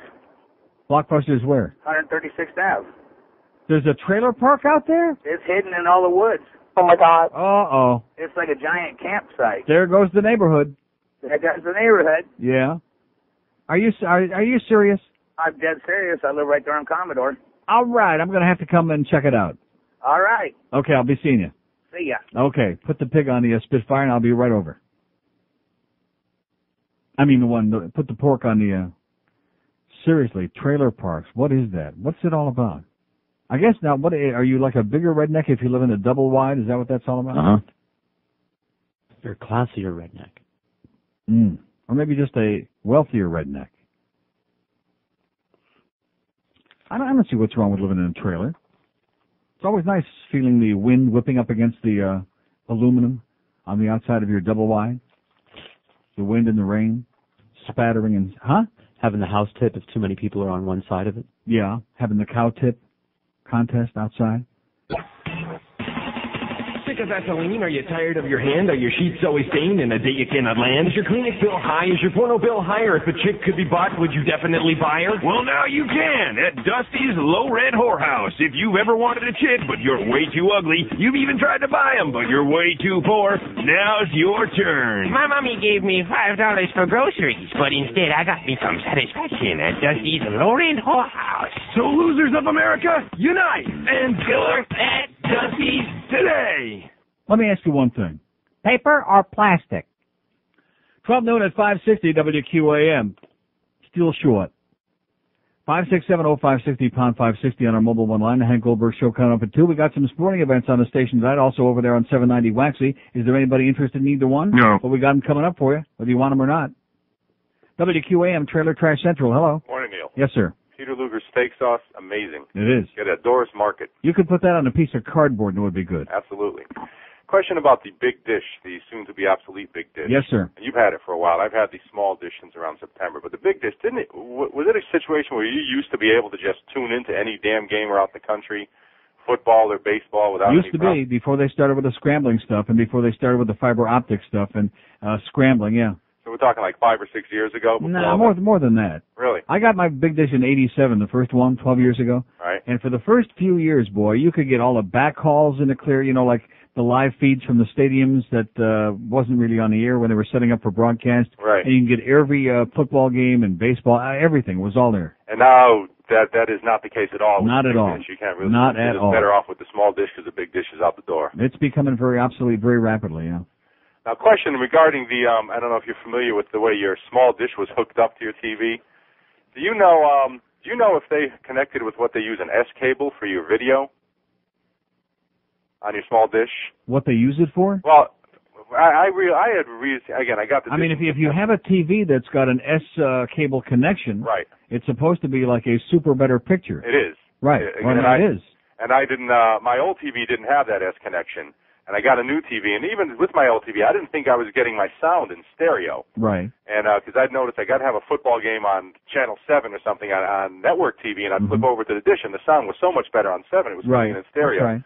And when I questioned, and I had no idea. And then when I got the new TV, and I tell you what, I got the S cable, and it is, I mean. So when you get a VCR, since most of us run our dish to the VCR and then to the TV, you want to make sure it's got an S connector on it. Absolutely. Right. And for those people, I mean, I found out it took me about 6 months to really realize it, but boy, what a difference it makes. You bet. The only problem is you only need about 1.5 feet of cable, and the shortest length I was able to find was 6 feet. And it's not cheap. It's about an $18 cable. Yeah. But I tell you what, it makes all this, especially in the sound quality. What, with the S connector? Yeah. I wasn't able to. I don't know where the hell you went. I got a short black one, a cable too. You're fortunate. I just tried Radio Shacks. I went to like 3 or 4 Radio Shacks, and the shortest cable they had was like 6 feet. And I'd like to find like a 2-foot cable. Well, just put your VCR far away from the set, then you'll feel better. There you go. Okay, pal. Thanks, Neil. See ya. Yeah, anybody without a small dish out there, you're so far behind at times, we're embarrassed for you. Even people who live in trailer parks have a dish. No, seriously, I bet you that's easy, huh? See, that's one good thing about living in a trailer, unless you live in a trailer park with a whole bunch of condo commandos that, well, I guess you do get that. In fact, maybe you get more of that, because trailer parks all have, their own rules inside, and you can't do this, you can't do that, and you can't put the big jar of Vaseline outside on the thing, on your thing. WQAM. Hey, Neil. Yes, sir. Hey, this is Dave. There is no way that I could let that last asshole on a mobile represent all of us in a trailer park. Okay. About 2 years ago, me and my roommate were out looking for an apartment to find a 2-bedroom apartment. It was $700. Right. For him to buy a mobile home and put $3,000 down, it cost us $400 a month in rent. So in the course of a year, he saved $3,600. And we had a yard and everything else. Right. Now, if he wouldn't have got hooked on the crack because of the other trailer park crap, we'd still be living there. My girlfriend lives in a trailer park, not quite as nice as the one that I used to live in. But she lives in a trailer that was given to her. She's got about $5,000 into it. She drives a brand new BMW that's worth 10 times what the damn trailer's worth. All right. But I tell you what, there's a lot of redneck people in there, but there are good people in there trying to save money up. I think you came up with a good idea. I say that should be one of the things that we strive for in this coming millennium, is to drive the trailer trash out of trailer parks and to put real upstanding people like yourself and your girlfriend into trailer parks. I tell you, you were right. There are a lot of so-called trailer trash, redneck around us. There's drug dealers. I mean, everything else. I'm not happy with my situation, but we're trying to save enough money to buy a nice house someplace instead of just settling on someplace else. So until then, I'm stuck in my position. Right. But as far as the prone position, something like that. Now, as far as the Panthers go, I think they should just take the rest of the season off, save the team a lot of money in traveling. Save the Panther fans. Yeah, I don't want to do that. I got to go up and see that game tomorrow night in Toronto. I want to see the new Air Canada Center. Well, you enjoy yourself. Us little sleepers down here who can't quite make it up there will watch it on TV. I left during the middle of the second period. Once Boston scored their third goal, I said I had enough. Right. I grabbed my son and I left, went home, turned it on the TV. They scored goal number 4. Mm-hmm. And that's when we left. Goal number 4 went in. We flew out of there like a jet propulsion. Yep, I live in a trailer park right down the road, almost where that guy on the cell phone called from. You know, You mean you're also in Plantation? Actually, it's West Davie. Oh yeah. It's on the corner right there. I bet you there's a lot of trailer parks in Davie. Well, right out there, there's about 3 nice ones, and then there's a couple that, you know, you drive through there, you think you're driving through downtown Crackville in Fort Lauderdale. Right. You know, it's some of the places, you know, you pay a little bit more, but you got a nice place. But like I said, not everybody in the trailer park is crap. You know, there are a lot of Aintree-looking people around there. You know, and I get a little scared every now and then walking around, but, you know, I could not let that one guy be the representative for all of us trailer park. Right. Okay, pal. All right, thanks, Neil. See you at the next game. All right. Next Wednesday is the next game I'll be attending here at the Mac Arena. The last game of the season for me. You mean you're not going to that Tampa game, last game of the year? Am I, No. No. A week from Saturday? Oh, God. The Lightning and the Panthers in the finale at the Mac Arena a week from Saturday. Are you going to that, Neil? No. No. No. Anybody with a brain going to be there? No. No. I mean, we've only got like 700 injuries on the team now. Lindsey's out, Laws is out, all the other guys who already were out, they're out. Just one of those things. It must be just coincidental. Everybody on the team gets hurt, and they stay hurt, and they just, I don't know what that's all about. Wonder if Joe Rose has any ideas on that. WQAM, hello. Yes, hello, holding for Neil. Speaking. Turn off the radio. Yes, Turn hi, off Neil. the radio, yes, sir. I'm sorry, you That's caught me okay. off I guard. don't mean you. I mean whoever's in the back there didn't turn the radio off. Tell them to get with it. No, that was you. Listen, I just wanted to mention about blood pressure medication. I've been taking it for a couple years, and I'm really kind of happy with it. I don't think there's been many problems with the stuff I'm taking. It's called Norvasc. I don't know if you've heard anything about it. No. It's pretty good, and it's not in generic because it's only been out in brand for a year or two, and I think it's made by Pfizer Labs, and it's an ACE inhibitor, which means it's like a calcium channel blocker. Right. And works really well. I've got to say, I haven't had any problem with it. There's no side effects. And well, I'll tell you one thing. Okay. I mean, everybody reacts different, as you know, to different drugs. But boy, this hydrochlorothiazide, anybody who's taking this stuff and having all kinds of problems like I am, find something else. Go to a doctor that'll give you something else. Yeah, I would say check it out. I think it's one of the least invasive ones that there are in terms of the side effects that are documented with it. Yeah. And I think it might be something you ought to look into. I'm very happy with it. And I think I'm not keen about taking any drug, but if you had to take something, I think this is pretty much, not much downsides with it. Okay, I'll ask the doctor. Yeah, Norvasc. Okay. Okay. Thanks a lot. Thanks. Bye-bye. Norvasc. That's what he said. I'll ask the doctor on Monday when I go there, Monday afternoon. Because I'm getting off that HCT. I'm telling you that right now. I'm going to TCP and get off the HTC and TCB. Because that stuff, man, just, you can feel it. You know it. And then you read about the fact that all these diuretics, you can't lose any weight. If you did the Atkins, religiously for 100 straight days, you'd still be a fat slob. So what kind of a deal is that? What kind of a bargain is that with all these people who keep eating and eating and eating and eating and just can't lose, eating the Atkins stuff? In fact, I may never eat again until after I eat this food that just came in the door right now. I'm not going to pass up a great lunch from her. This is from Tony's, by the way, and our good friend Brad. Thank you, Brad. Tell Brad he's the greatest. We love Brad, okay? Brad is wonderful, whatever he is. Who's that punk he sent here with the food? I'm just kidding. He's a good guy. Got a little bit of a zits problem. He's a good kid. He'll be all right. So we got a little lunch here from our good friends over at Tony's. What did I get, by the way? Oh, I got meatballs. That's right. With cheese and onions. I did my Atkins today religiously. But what good does it do? Like I said, there's nothing more frustrating when you're really trying to do your like the Boy Scouts, do your best to do your duty and stuff like that. And you can't lose because some doctor, not Dr. Mark, but by the way, Dr. Mark, Monday, you better give it. See, it's one thing to say there's all kinds of other stuff you can be taking, but I want to take it. Am I right? He said that right here. Just like he said, oh, that could be anything, when he looked at my neck that time several months ago when I first started getting sick. What was that, 10 years ago? Yeah, that could be anything. That big, gigantic black tumor that's growing on your neck, that could be anything, yeah. Anyway, it's 9 past noon at 560 WQM. Did I tell you about my great adventure at Pompano Park last night? Yeah. Well, I won't burden you with telling you that again because I don't want to embarrass Carol or David Horror Show or any of those other incompetent people over there at Pompano Park who must have lots of naked pictures. In fact, I was discussing with a couple of people there, in fact, the only couple of people there last night before I left, And we all agree that they must have drawerfuls of naked pictures, just like a lot of the people around here. I see so many similarities between WQAM and Pompano Park. No promotion, no publicity, nobody knows what's going on. But I do know this, there's action 7 days a week, simulcasting even on Sundays. Sportsback Radio, WQAM. In today's Explore America, our man on the street, Jimmy Cool, tries to answer the question, why is it that fat chicks wear tight clothes? I just stepped outside here, Chuck, and I've already spotted a real moose of a woman. She's got to be about 350 pounds and wearing an awfully tight mini dress. It's disgusting. Oh, here she comes.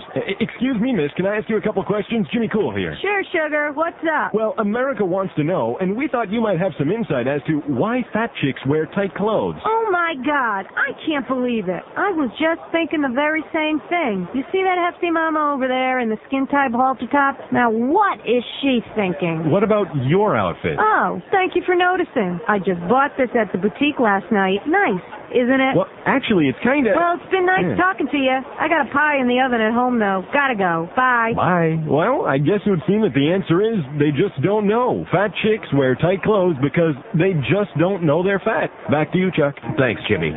Maybe we can use our government surplus to invest in some public mirrors. This has been Explore America. 12:16 at 560 WQM, so we still haven't had anybody call in today about the draft, the NFL draft. See, I don't want to burst your bubble because I know a lot of you pussies out there are sitting back, well, we're not going to justify it to him. What the hell does he know, you know? You don't have to justify it, but I hate to break this news to you, but all of these sports people that work on this station, each and every single one of them, see, they got to do it because it's their livelihood. But behind the scenes, every single one of the people in this place believes that you sports nerds who are all wrapped up with that NFL draft and get all obsessed with it and spend the whole day with it, that day, the whole weekend with it, when you get to the 85th round on Sunday the 18th, that you're sick, that you're pathetic. They laugh at you. They cry for you. Not Josh Friedman. I said the sports people. I wasn't talking about just fat. He's not a sports guy. He's just a fat guy. No, he admitted last night right on here. Even Boog Shambi, who, doesn't have to, he could suck up to the sports nerds out there. He said, sitting there watching that all day, that's not really for me. That's not my cup of tea. When I could be out eating 4 or 5 good meals, But Josh Friedman, he's like that chubby Barry jackass. He's discovered, he can be a couch potato. You don't have to go out for 20 or 30 good meals for dinner. You can just sit around all day on your big fat ass, shoveling food down there with a goddamn crane, like Josh Friedman does. And isn't that perfect, too, by the way? Isn't he just exactly the kind of guy you'd expect to be sitting on his big, fat, smelly ass all day on Saturday the 17th? Or any other Saturday, or any other day, Monday through Sunday? Watching some stupid NFL draft crap? Oh, in the 84th round, they drafted Shlomi Tuchus from West Texas State. Yeah, and now what? More chips. Yeah. More. Yeah, I sure hope they give him a good break, because if anybody needs it, he'll do it. That chubby, smelly Josh Friedman. Who you were sucking up to in there, by the way, the other day. I couldn't believe that. Excuse me? You were sucking up to him like crazy. I was ignoring him outright. You were schmoozing. WQAM. Hello. I bet you if Steve Stansel walked in there right now, you'd say, hey, Steve, how you doing? Who? Yes, sir. Hello. Speak to me, sir. Neil? Yes, I am. I wanted to let you know that the NFL draft is only news after it's over. While it's actually occurring, nobody has any business sitting there watching it or listening to it. Or Absolutely correct, sir. It's the same thing, though, as election results and trials like the O.J. fiasco. Yeah. But the OJ but you got to admit, the O.J. fiasco was entertaining, though, for a lot of people. It was a substitute for a life. Yeah, see, that's exactly it. It's you can at least, but wait a minute, you can at least understand why the O.J. trial was entertaining. You can understand that because it was a true life story. It was a soap opera. It involved a very famous celebrity. But as far as the NFL draft is concerned, well, what's the attraction? Well, what about election results? I mean, it's the same thing. People sit there and ABC or NBC will put on an hour before they're ready to make any announcements, yeah. they'll have all these people sitting there speculating as to, well, you know, if another 2% comes in from this district, you know, it's not news yet. But that's the same reason that we've got news magazines on every night of the week for an hour. You know, there's all this crap that's not news, that news is hype, news is supposed to make money for stations, and there you go. Yeah. So the NFL draft should really be carried by CNN?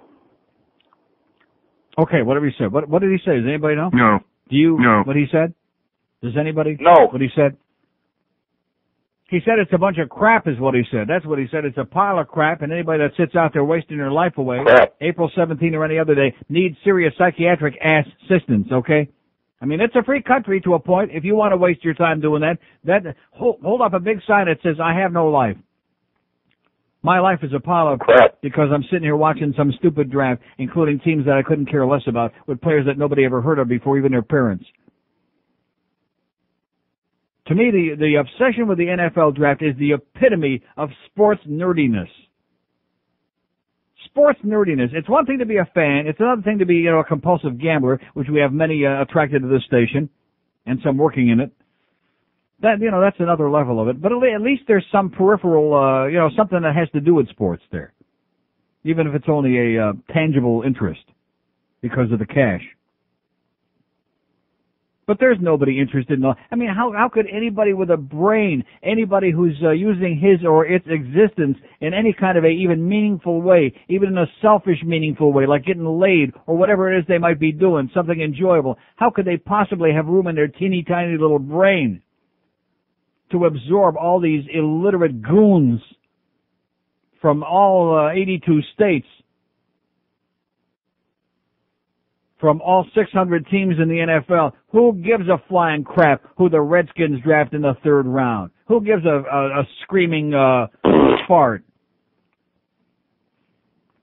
But again, it's, oh yeah, we're having a big party. It's got to be good. The big party doing what besides getting drunk? I mean, I don't begrudge you that, but why is there? What reason is there to have a party on a day when they're announcing the names of players who are being selected to maybe someday be signed by football teams? The NHL holds a draft every year. Do they have parties on NHL draft day? No. Major League Baseball, they have the amateur draft every year. Do they have parties on baseball draft day? No. What is it about this sickness, this obsession with the National Effing Football League? Like it's bigger than life. Like every time Paul Tagliabue or anybody connected to the NFL farts, it's like big news. Every time Troy Aikman kisses somebody on the cheek, even if it's his boyfriend, they have to make a major story about it.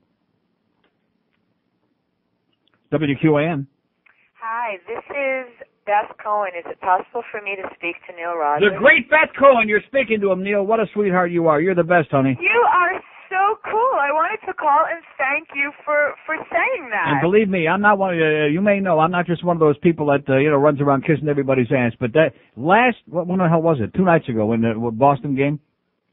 Which sorry, say that again. I mean, I've seen you sing it before, but the job you did Wednesday night was that I'm not exaggerating. That was the best. My friend John said, "Man, she's great." Everybody around was like really enthused. Say goodbye to Eric. So sweet. That is so sweet. I didn't even hear today because I'm in the studio and a friend pages me and he calls me up and he says, "You got to turn on the radio. They're talking about you." I said, "What do you mean?" I'm going to tell you something. If they bring anybody else beside you to do the national anthem from now on, I'm going to protest. I'm going to kick it outside of you. I'm serious. You're the best. That was so great. They showed me where you were sitting, and I was trying to wave to you, and you couldn't see you were talking to me. I like the way you give like a little extra, your own little. I mean, you don't get carried away, and you don't drag it out like for 10 minutes. But it was the best rendition of the national anthem, which isn't the greatest song, and it's not easy to sing, as you know. That was the best in the history of the human race. Awesome. I love you. That is so great. Are you going to be there next Wednesday when we have that awful Montreal game? Well, you know what? I'll be in the Budweiser Terrace where I usually am. Oh. But I don't know if they're going to ask me to sing the anthem. Well, they better ask you to sing it. I'm going to put in my vote right now. We want Beth. We want Beth. We want Beth. I'm serious. We want you next Wednesday, Beth. Well, you'll have to pull some strings. You're a big man on campus. Of course, when Wayne finds out your last name is Cohen and you're Jewish, you might not be singing there again, but you know. Oh, my goodness, no. Hey, it's only a good thing. Just tell them it's spelled with a K, That's right. Tell them it's Polish. Sure. Okay, Beth. Sure. Thank you so much. You bet. Great job. Okay, bye. Okay. See? There you go. Do we have clout on this show or what? Yes. We got the clout. I'm telling you, I'm not exaggerating. She was sensational. Anybody else was at that Bruins game the other night? No. Huh? I mean, I know it wasn't our regular crowd. You know, but at least we show up. I'll say it again. You can knock hockey all you want, and this is not a hockey town. Just ask the Matador people. But we show up. 18,897 tickets sold. I'll guarantee there was about 17,000 in the asses in the seats that night. Even with the Marlins playing, the Heat playing, some people out there in the trailer park playing with themselves and each other, and we still had a hell of a crowd. I have no idea why, but we show up. And if there was anybody else out there that agree, if you disagree about Beth Cohen, then you've probably eaten a lot of vanilla ice cream and living in a trailer park. She was great. And all these people that think, wow, that Neil, he's so critical. No, if something is good, if somebody does a good job, like my good friend Sal Falcone yesterday from Soleil Water, which I almost forgot about. Not only does he send me all those cases of water for my home use, he delivers personally. Nice going, Sal. Oh! God, is he a great guy from Soleil Water, which I love like crazy. From Italy, no less. From Las Montañas, from the Alps. WQAM. Hello? Yes, sir. Yeah, hey, who's this, George? Yeah. Hey, George, if you want to talk about Kosovo today. About what? Kosovo. Who? Kosovo, What's Yugoslavia. That? What do you want to say about him? I want to say how the American people, and actually Neil too, are like sheep, following what the press says about this thing. Oh, well, he don't want to hear that. Not interested. Get on a banana boat and go back to wherever you came from, okay, sweetheart? Get back on your little banana boat and do your, what? What do you give me a look like that? He was a banana boat guy. Yeah, I didn't understand what he was saying. So what difference does it make? You expect to understand what a banana boat guy is saying? He said Kosovo. He's got it confused. What was that Beach Boys song? Huh? That's what he thinks it is. Kokomo. That's what he thinks it is. I know what it is. Kokomo. Don't you understand? It's not a bunch of refugees from Kosovo. They're from Kokomo. Just ask Mike Love. He'll tell you. How's Mike Love doing? Anybody seen him lately? No. Okay, so that's our poll question. The Beach Boys or Kokomo? By the way, Indiana blows. I just thought I would mention that. Oh, that's a really 26 past noon. It does. Indiana's a very bizarre. In fact, Indiana, even though it's like up north on the map, like in the Midwest, it's like a deep southern Indiana, like Indianapolis. Go into a restaurant there, they talk with like a deep southern drawl, like, how y'all doing, I'll come back. I bet you there's a lot of trailer parks in Indiana, man. Yes. Hey, you ever been to a Beepermania store? All across the country, people are... Get out of here. Someday I'll get to, since they made me, they didn't make me, but they asked me to make these stupid sound effects in this spot. Now I'm at like too much pressure, especially in the middle of lunch. So get away from the ball, motherfucker. He's a renowned plastic surgeon in Beverly Hills who specializes in boob jobs. Before we go out, you need to meet my dad. Well, son, I don't want to control your life. You can go out with her if you want, but these are fake. Join the wacky Anderson family on Father Knows Breast. Father Knows Breast, Wednesday night at 8. It's 12:32 at 560 WQAM. By the way, Sam the Shamrock promotion man just walked in the door with a smile on his puss, pretending he likes me, which he doesn't. But anyway, he just walked in here, and he did like me until I showed him that picture of the dead picture of Andrew Cunanan. Twin brother. I'm telling you, have you ever seen the two of them together? No. Same person. Cunanan's not dead. He's alive and well and working here in the promotions at QAM. He's a killer. Just ask Hank, he'll tell you. Sam, he's a killer. Almost put Hank in his grave. I'll never forget that day as long as I live. I thought the humper was going to bite the big one that day. Had to run the 10,000-yard dash just to get to the broadcast location because somebody forgot to get a parking pass. I don't want to mention no names. Andrew Cunanan Jr. Be caller 9 right now on the QM contest line. Let's register somebody else out there. And register win a trip to South Florida on the Late Show with David Letterman. Travel to New York City with all the expenses. QAM CBS 4 winners, expenses paid. First team draws the winners on Monday morning, so you can register now if you're the 9th caller at 1-800-227-0560. Right now, 1-800-227-0560. Sam will answer the phone, by the way, take the information and say, hi, is this Andrew Jr.? No, seriously, when you call to register the name, say, is this Andrew Cunanan Jr.? God, you look just like him on his deathbed. Man.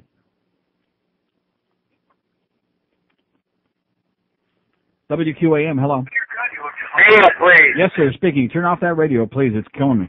Neil. That shrill voice in the background. Yes, sir. You really did it this time, buddy. Yeah. They sent the light back that I sent them at the Macarena with the letter attached. As long as you want a light on there, it ain't going to happen. Yeah, okay. Whatever you say, pal.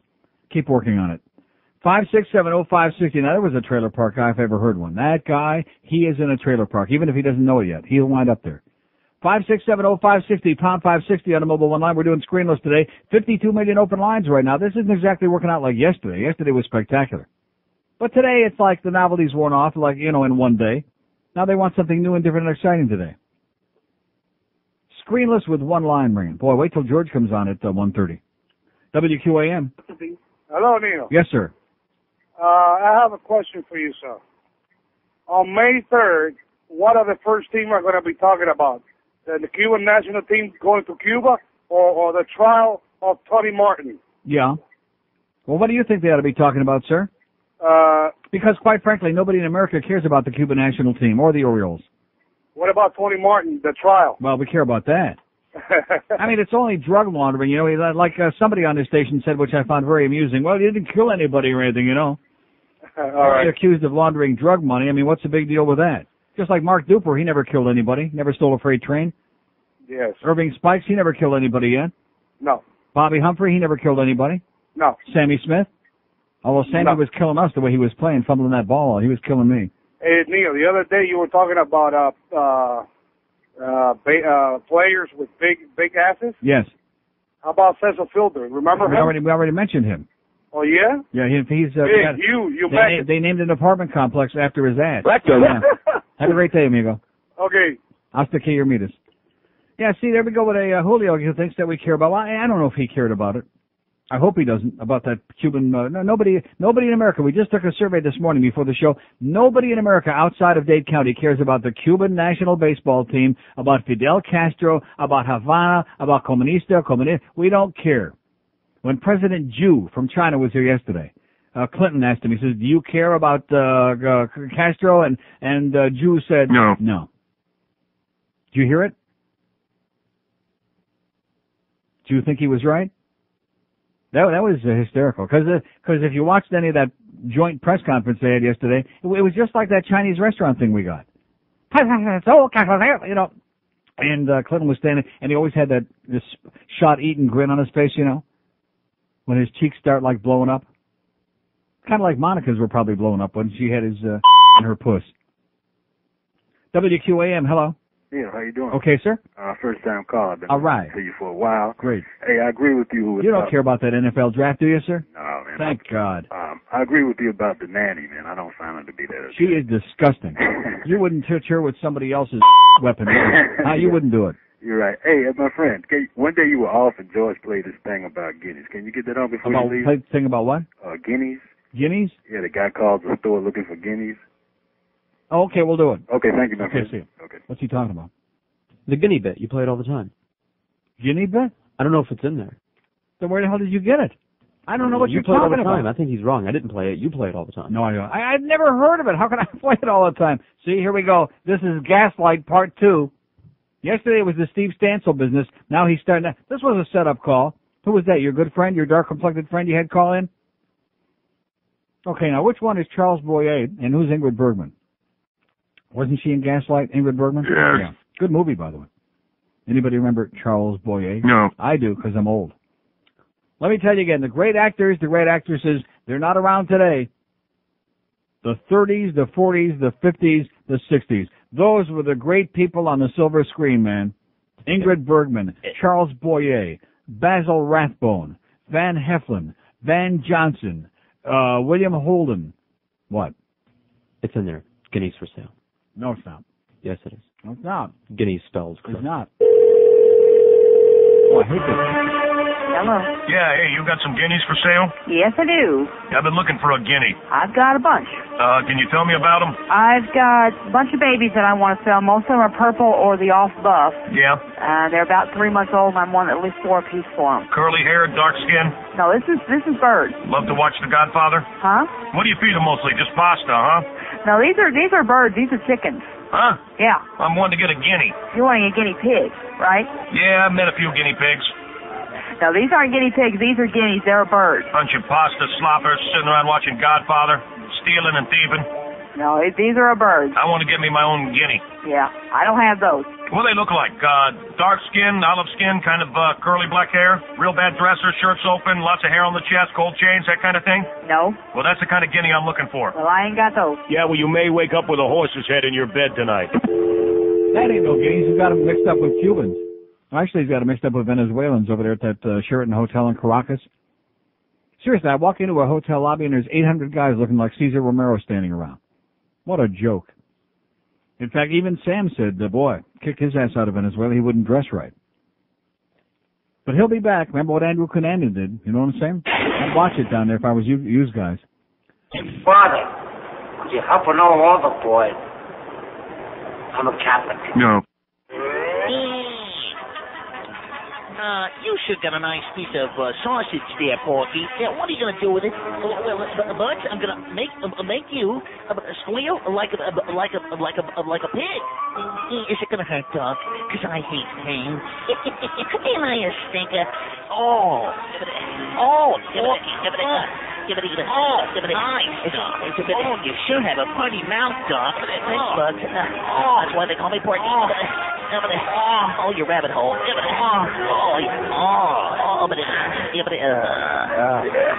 1244 at 560 WQAM. Sam the Shame, Andrew Cunanan Jr. just walked in with yet another bunch of crap. Oh, it just doesn't stop, does it? I guess these guys are really working overtime to try to convince somebody that they're really doing something around here after that putrid ad in the Marlin opening day program. The one that had Roger spelled with the Z and a Q and an X. The QAM van will be in the Toys R Us parking lot at the 167th Ave and 6th Ave location in North Miami Beach. Northeast 167th Ave and 6th Avenue in North Miami Beach, right across from the Krispy Kreme donuts from 1 o'clock until whenever the stuff is gone. They got Florida Marlins Family Sunday ticket packs, which includes tickets to this Sunday's game against the Phillies, plus certificates for free beverages and entrees, and QAM bumper stickers and keychains. How do you like that? Oh! All of these things. They'll also have weekend passes to this weekend's American Racing League auto races at the Homestead Motorsports Complex. George Corso will be there racing his BMW. And Joe Costello will be there too, I think, racing something, but it doesn't say that in here because Sam and Joe ain't that tight as he and George. 5670560, pound 560 on the mobile one line. WQAM, hello. Neil. Yes, sir. How you doing today? Great. Hey, I got a request, man. Yeah? The Gordon song. I already played it, but have a nice day. Just played it a little while ago. I missed it. But have a great weekend, sir. We got 200 open lines and we're doing screenless. That's not a very good sign, is it? We're trying to find trailer park Jews who live in trailer parks. We're trying to find Jewish Chinese people, black Chinese, anybody that's turning Japanese. 5670560, pound 560 on the mobile one line. WQAM. Yes, want to speak to Neil? Speaking. How you doing? Great. What I want to know is, why do I feel like you have so much animosity towards the NFL? I mean, just because everybody feels like the NFL is so much better than the NHL, you shouldn't have animosity. Hold on a minute. Okay, does that sound better? Yeah, it sounds better. Now, what is it again? I have animosity? I feel like you have a lot of animosity. No, I do not. I feel sorry for people who have no lives. I mean, just because I'm a big hockey fan doesn't mean when they have the NHL draft, which is on TV every summer, I don't sit and watch 2 minutes of that. Why would I watch that? Because you want to know how your team is becoming better. Sir, I can read that in the newspaper the next day. I can see in 2 minutes who my team picked. I wouldn't waste the whole afternoon sitting around watching a bunch of stupid crap. It's not crap. Sir, let me say it again. With a capital K, it is pure, unadulterated crap. It is. And you know that. I don't feel that way. Bright guy like you isn't going to sit around. I mean, do you care who the San Diego Chargers draft? Yes, I do. They may draft the player that the Miami Dolphins want to draft, and that changes the way the Dolphins draft later on in the draft. Yeah, and so in other words, you're willing to sacrifice a whole afternoon of your life to watch that garbage. It's one afternoon out of the year, and if I'm a big football fan, what's the problem with watching the draft? Well, a big football fan? That's right. I think your priorities are all screwed up, man. I think you better, get with it. I mean, I'm 23 years old. That's all. 23 years old. You ought to be out getting laid, man. You should. Hey, I do that, but hey, that's the one afternoon I need for myself. On a Saturday afternoon, you should be. The sun will be shining. It's Saturday, the 17th of April. It'll be a beautiful day. You should be out there at the beach, cruising. it's 364 other days to do that. But no, NFL but draft, you know something? It's easy to say now that you're young, you're 23, but when you get to be an old fart like me, you'll look back on these days, you'll say, God, I wish I would have used that one day in April to go out and get laid one more time. You mark my words, sir. All right, Neil. Okay. See, he just can't get it up. He's like those NFL sports fags. They can't get it up. We need Paul Tagliabue to come out with Viagra pills with the NFL logo on it. Oh! There you go. Shaped like a little penis. Shaped like Steve Young's penis. Like that. You know, I could play that. He has a wife, you know. But he doesn't. Well, he's only 37, you know. He's a slow starter. I mean, we don't know too many guys like 37 or older than that who aren't married, do we? George? Do we know anybody like that? WQAM, hello. Okay, nice talking to you too, sir. And back at you. WQAM. WQAM. Hello, dog lady. WQAM. Yeah, I want to type in Neil. Speaking. Neil. Yes. Yeah, I was just wanted to say that I have a hard time getting into any other sport. The reason I'm a big hockey fan like you are, I mean, I can't afford to go to every single game like the Dolphins, the Marlins, and all that. But, you know, basically hockey's a tough sport. A guy gets hit with a puck going 130 miles an hour. He gets stitched up. He goes back out. And in basketball, goodness gracious, a guy has a little sprained knee, a little pulled muscle, and the guy can't play anymore. Yeah. Same thing for football. I mean, it's a big bunch of crybabies. Bunch of pussies, right. Right. I just don't understand. Last year, Brian Cox, he breaks his pinky. Why does he have to be out 5 games? I mean, that's ridiculous. And you know what? I find it offensive because they're getting so much more money than hockey players, and I think it's a big shame. Thanks for hearing me, Neil. And thanks for saying you, whatever you're doing. Thanks for making your call. 5-6, I was looking for that Manders thing where he says, well, those are real men. Yeah, hockey players are real men. They get a bunch of teeth knocked out, blood is pouring out of their face, and they go in and get stitched up in the room. They come right back out, sometimes in the same period, just a few minutes later, and they're still playing.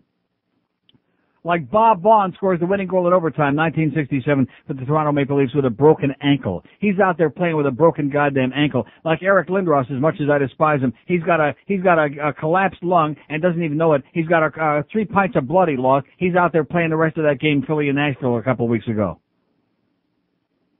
And this guy, he's right. Football and baseball players, they get a hangnail. Oh, geez, I'm going to be out for the season. I'll never, as long as I live, forget that $10 million man, that asshole Gary Sheffield. This is about 3 years ago, rounding second base, and he jams his thumb on the second base bag, and he's about 4 or 5 feet past the bag, and instead of going back and getting back to the bases, the ball's being thrown in from the outfield, he stands there with his thumb hanging down. It looked like a thumb. And gets tagged out. $10 million a year they were paying this piece of crap, and you wonder why I don't care about the NFL draft and these stupid, super idiotic, dumb jocks. That 23-year-old guy that called before, like I said, you ought to be going out there doing something useful on that Saturday instead of sitting around wasting the time to hear about these horseball Cincinnati Bengals in the 18th round of the draft. What is wrong with you people? Are you crazy or what? Huh? Yes. Thank you. WQAM, hello. Round of the draft. What is wrong with you? WQAM. Hey, Neil. Yes, sir. I got your Herald screw-up of the day in the paper today. Yeah. You have the sports section in front of you? Sports section in the Herald? Sports section in the Herald, page 10D. I got it. Okay, take a look. It says Johnson's Memorable Day. What page you be on? 10D. Oh, 10D. Well, I would never gotten to there. 10, here's 14, here's 8. I got it all chopped up. Where the hell is it? I must have cut that page out. I did. Did you really? Yeah, I'm serious. What else is on that page? Must be, It's the Panther page. It's got. Well, I got it right here. Okay, here's 10D. Okay, see where it says Johnson's Memorable Day? Yes. Okay, the second paragraph. Ryan Johnson scored his first NHL goal the other night, right? Okay. He was practicing with New Haven in the morning when he was told the Panthers wanted him to report to the team immediately. He raced home, threw together some clothes, dashed to the Hartford airport, caught a flight, and got to Miami Arena at 6 p.m. No wonder he showed up late for the game. They were playing at the Mac Arena. Nice going, sir. You're the only person in the history of the human race would catch that. Another error by the Herald. God bless you, sir. Thank you. Have a good one. Thank you.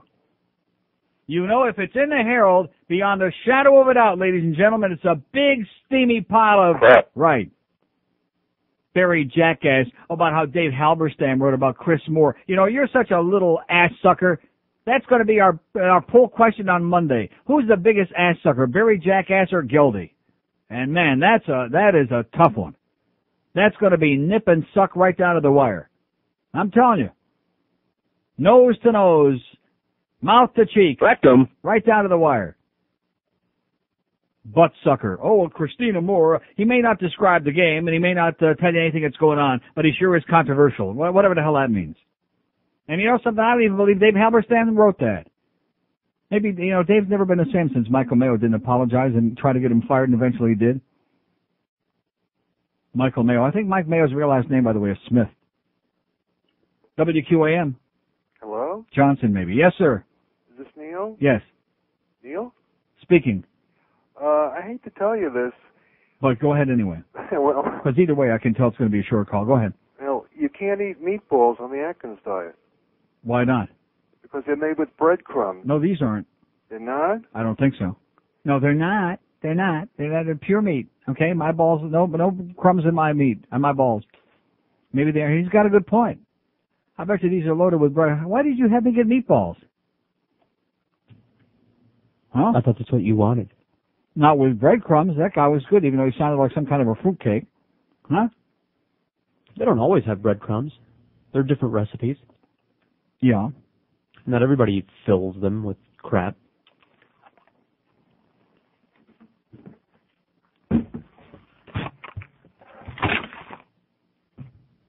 Just in case. Thank you, sir. I just threw the rest out.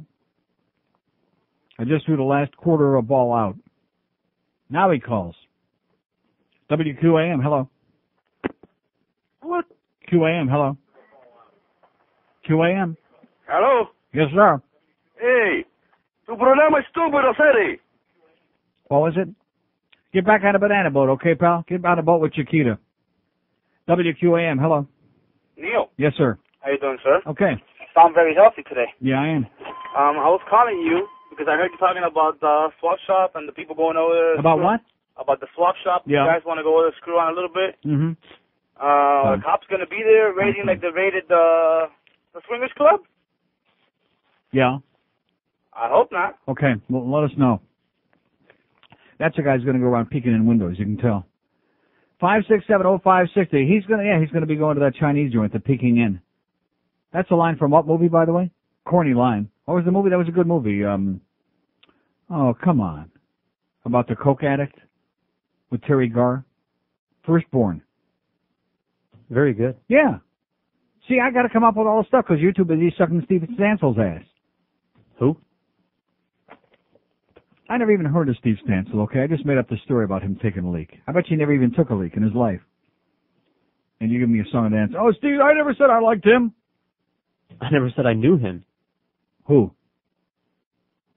1256 at 560 WQAM. It may be hard to believe, but a small car that fits right on the palm of your little dainty hand can save you a lot of money on your next long-distance call. That guy's right. I shouldn't have been eating those meatballs. Oh, you're right, sir. That just,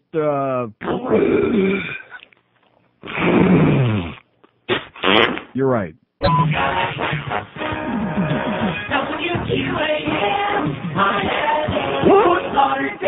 Oh boy, it's the 1 to 2 hour.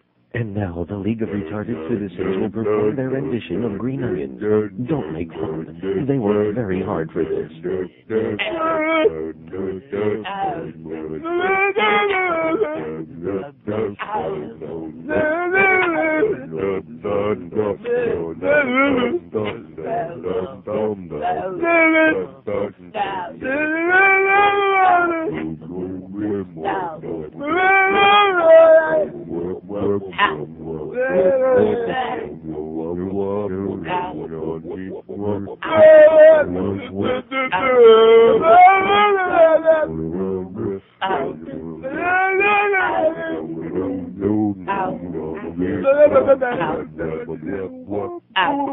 I think Mr. Martini's in this one too, by the way.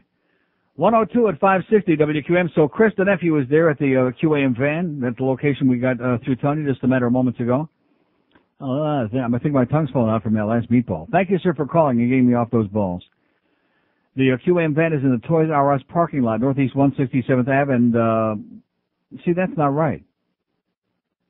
Northeast 167th Street and 6th Avenue. Nice going, Sam, you putz. How can you have two avenues intersecting? You know what I'm saying? Las Avenidas. No chance. No way, Jose. Northeast 167th Street and 6th Avenue, North Miami Beach, right across from Krispy Kreme Donuts. He's there from now till his stuff is gone. And I do love Krispy Kreme Donuts. Too bad I can't have them. Oh, I love them. Don't you? Especially when they're nice and, like, runny. That's been there a million years, too, by the way. Even as that neighborhood has changed, it's still there. And what's that other little place, that egg, what is it, the egg and omelet, the egg place? Ham and Eggery. Is that it? No. Is that what it's called? Because there's a place on Sunrise in Fort Lauderdale called the Egg and something like that. I ate there like 30-some years ago when I first came here. And there it is, still there. Anyway, they got Marlins tickets, the Sunday ticket packs, including tickets to this Sunday's game, the Marlins and the Phillies, certificates for free beverages and entrees, and QAM bumper stickers and keychains. And also, if there's anybody who wants these, weekend passes to this weekend's American Racing, the auto passes at the Homestead Motorsports Complex. Anybody want them? No. Well, they got them. Give them away, make them feel good, okay? Say, oh yeah, we'll take those. First give us the good stuff, and then we'll take some of those off your hands. And by the way, Andy in the hospital feel better. See, if Andy would have had a different name, and I know it's not the same one, although that other one, he needs mental help. Oh. What? Speaking of people in the hospital. Who else? Who are dead. Andy feel better. Yes? I just got a call. I was supposed to tell you during the break, but I forget. No. Someone in... No, not a clucking sound. Is that what you're going to do? No. Tom Chauvin. He's dead? He's dead. He took a fall, apparently, and bumped his head. And He now died? He's dead. He died. Big, humongous, fat Tom Chauvin is dead? But he didn't die of fat. Oh, well, there you go. Oh! The good news is he didn't die from his fat. The bad news is he took a bad fall like Jack Spratt. Tom Chauvin. Now, who told you that? Boca Brian? Yeah. Because you know what I thought you were going to say? You do know what I thought you were going to say. Because you seemed like, I thought maybe that was the one in the hospital that just, huh? Well, now, see, you're laughing. That's bad. If the bird dies, you're going to laugh here on the... Oh, that one. I thought you were talking about the guy that actually made that cart. No. Oh, Brian Andrews? No, he's never going to die. He just keeps flying away from every accident he gets there. He just No, that would be a tragic end to a tragic life. What does that mean? How do you know he had a tragic life?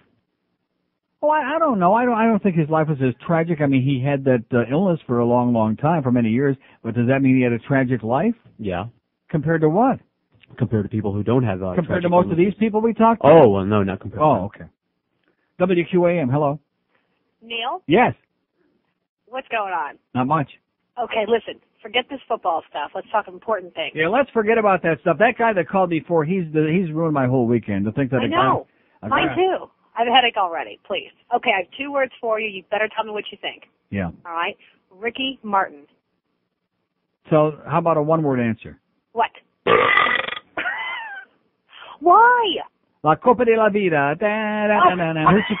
She's all right. I'll tell you one thing. She looks better than she used to. No kidding. Yeah, they've done about 6 makeovers, and of course I did see from 100 years ago when he was in Menudo. Did you know that? Yeah, I remember. Yeah. He was and he was kind of cute when he was in Menudo. A little punky kid who probably got molested a lot, but anyway. I know, but those steroids have helped. Yeah.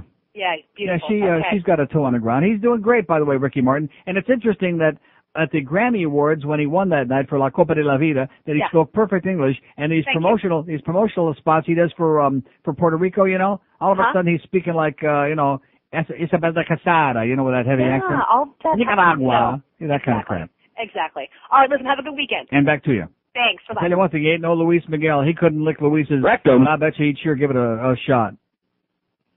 567-0560, pound 560 on the AT&T wireless line. I hear the two of them are pretty tight, is what I've heard. No, seriously, they're good buddies. They're tight. And they're good buddies, too. WQAM. Hi, Neil. How is this Neil or George? Speaking. Oh, okay, because let me turn on the radio. Hey, Neil, I'm calling because I'm one of those football fans. You're not a draftnik, though, are you? Man, well, I enjoy it. I don't enjoy the second day. No, you don't. No, sir, stop. I have a question for you. Can I ask you a question? No, wait a minute. Let's slow down. I'll give you plenty of time.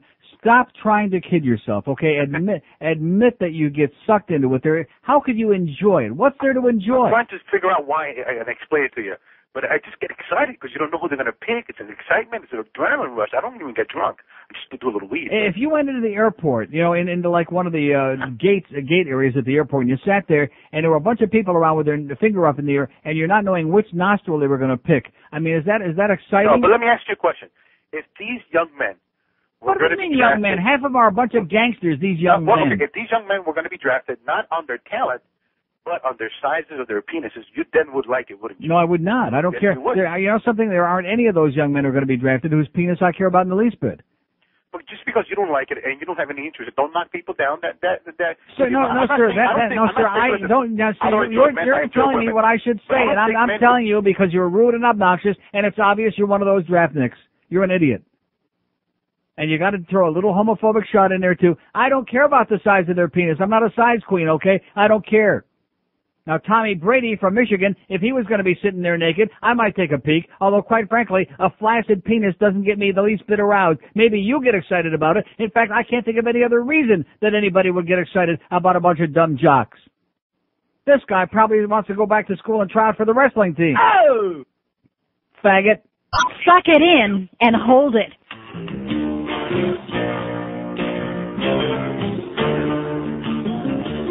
Rectum. When this quarterback gets lonely, he likes receivers that are wide. Some people say that number 8 is gay. They say Troy loves the big brown eye. Aikman. He goes down on his knees, Aikman. All right. It's guys he likes to please, Aikman. He loves to slap cowboys on their behind. Rectum. Oh! He's got a spotless reputation. America's team is world-renowned. But is Troy gay? I've heard some people say. In the huddle he goes down, Aikman. He goes down on his knees, Aikman. Like him some balls to squeeze, Aikman. Don't flip him 'cause he likes it from behind. 114 is 560 QAM, so the nephew's lonely out there at the QAM van. That's the way it goes. Keep doing this day after day after day, trying to prove a point. Why do you prove the point? Nobody wants that crap. The QAM van, it's in the Toys R Us parking lot, northeast 167th Street at 6th Avenue in North Miami Beach, right across from Krispy Kreme Donuts from now until the moon falls out of the sky. He's got Marlins family Sunday ticket packs, including tickets to the big game, the Marlins and the Phillies, two horrendous teams, with certificates for free beverages and entrees, QAM bumper stickers, keychains, and weekend passes to this weekend's American Racing League auto races at the Homestead Motorsports Complex. Those ought to really move in that neighborhood. Yeah, right. Oh, yeah, they be racing it, baby.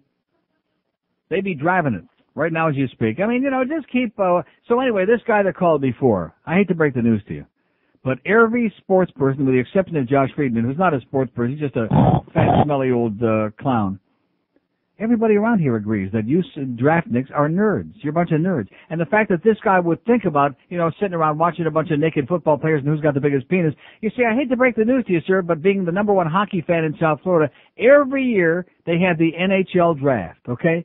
And since they're for whatever reason, more clean cut and tend to be a lot more white guys, there's a lot of really good looking young guys that get drafted in the NHL. It's on the CBC, the whole thing. They're just as obsessed with it as you football nerds. Do I watch it? No. No. Do I watch 1 minute of it? No. No.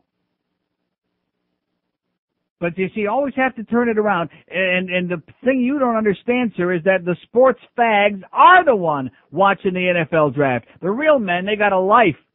They got something to do on that Saturday. They're not sitting around in front of their TV set watching some dumb jock from East Aliquippa High or some goddamn place who just got drafted by the Cincinnati Bengals or somebody. Nobody cares. Nobody with a brain gives a crap. I mean, we're talking about the lifeless. I mean, absolutely, positively lifeless. People that should have it branded on their forehead everywhere they go. Every time they get out of bed. Every time they walk outside the house should be branded on their ass. I have no life. Right. Truth in packaging with your NFL draft, you jackass. Oh, I really care. These young men. Yeah, right. I think you care a little bit too much about young men, sir. WQAM. Yeah, Neil. Yes, sir. You know, I have the solution to the hockey problem, the football problem. All we need to do is bring in Don Corleone. Okay. WQAM, hello. Hi, Neil. Yes, sir. Don't let the QAM van leave. I'm on my way over there. Okay. Listen, now what are you going to get? You're going to get those motor speed, that car racing crap? Yeah, I think I will. Great, excellent.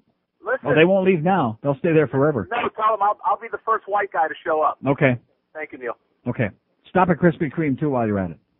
Yeah, see, they don't understand. That's a change in hood. We don't have no people over there listening in that part of the town. They out of their minds or what? Yes. Go where there's some white folks. I mean, we got some brothers out there and some bros and spos, and spos. WQAM. Hello. Yes, sir. George, please. Okay, George, hang on. George will be on in a few minutes. WQAM. Yeah, I'd like to speak to Neil. Speaking. Neil. Yes, sir. The name of the restaurant you're thinking of. Egg and Jew. Egg and Jew, right. That's where that Chinese guy was, right. You're right. Right. That's the one in Fort Lauderdale, right? Right, credit cards for Krispy Kreme. And no, that's the one in North Miami Beach. No, Egg and Jew restaurant. Is across from? Krispy Kreme, the one 30 years ago you ate at. In North Miami Beach. No. There's a Krispy Kreme in Fort Lauderdale? Yeah, right there on Federal Highway. Oh, I never even noticed that. Well, I'll be right over. I'm going up right now. Can't eat that stuff. Damn it. Oh, do I love that. See, that Dunkin' Donuts stuff they send over all the time, that doesn't tempt me in the least bit. Boring. It's like vanilla ice cream. Oh, now you're going to tell me you're into Dunkin' Donuts?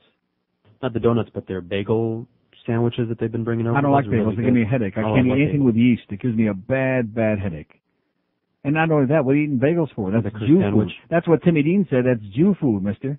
Yeah. What you doing? WQAM? Do we have soup for supper? See ya, Brian. WQAM. Neil, me Chinese Jew. WQAM.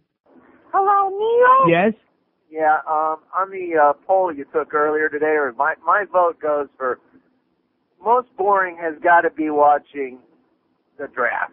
You know, I would rather listen to spring training baseball on the radio than watch the draft. And you'd rather die than listen to exhibition baseball. Exactly. Right. And the other thing is, I am on my way. I've got a client on 163rd and 6th, and I'm definitely going to stop by and take advantage of something. Okay, they're going nowhere. And one other thing. Yes, sir. The guy that's living in the trailer park trying to save money driving the $50,000 BMW right. and going to Panther games with his kid at $100 a pop, if he wants to move into a house, sell the Beamer, go to Marlins games at $4 a shot and get the house. What a concept. Okay, see ya. Maybe he lives in his car. I don't know. It was good enough for Johnny Depp. Look what happened to him. Johnny Depp. What a shame how he forgot about us. Turned his backs on all his friends. Little punk from Hallandale, little scrawny punk. Remember he was in the first Friday the 13th movie? Johnny Depp. That's the first time I ever saw him. And he was lying there in bed and just all of a sudden shot right through the ceiling. Squirt. That was one of the most... Huh? Remember that? He spurted right through the ceiling. Squirt. That's Johnny Depp. Wow. Man. Now, I was impressed by that. I don't care about your goddamn football draft, but that squirt sure did it for me. Then we had him there on Zeta that one morning. He had that motorcycle jacket on. I had my armor on. We took pictures. Had my armor on Johnny Depp. The one chance I had in my life. Blew it. Not. WQAM. Neil? Yes, sir. Get rid of the Murray brothers now. WQAM. Hi, Neil. Good afternoon. Yes, sir. Long-time Cornice and a recent... Oh, it's another Cornice. And a recent trailer dweller. Thank you for bringing that Cornice back. I kind of slipped my mind. Listen, tell your good old buddy Jorge over there, there ain't no Cubans in Western Carolina. There are no I'll Cubans. draw you a map, sir. Oh, yeah. Don't get lost. I was in Maggie Valley, and I'll tell you what, there wasn't even a cup of coffee con leche available. They got 2 whole mountains bought up now. Well, let me just put it to you like this. No, don't put it to me at all.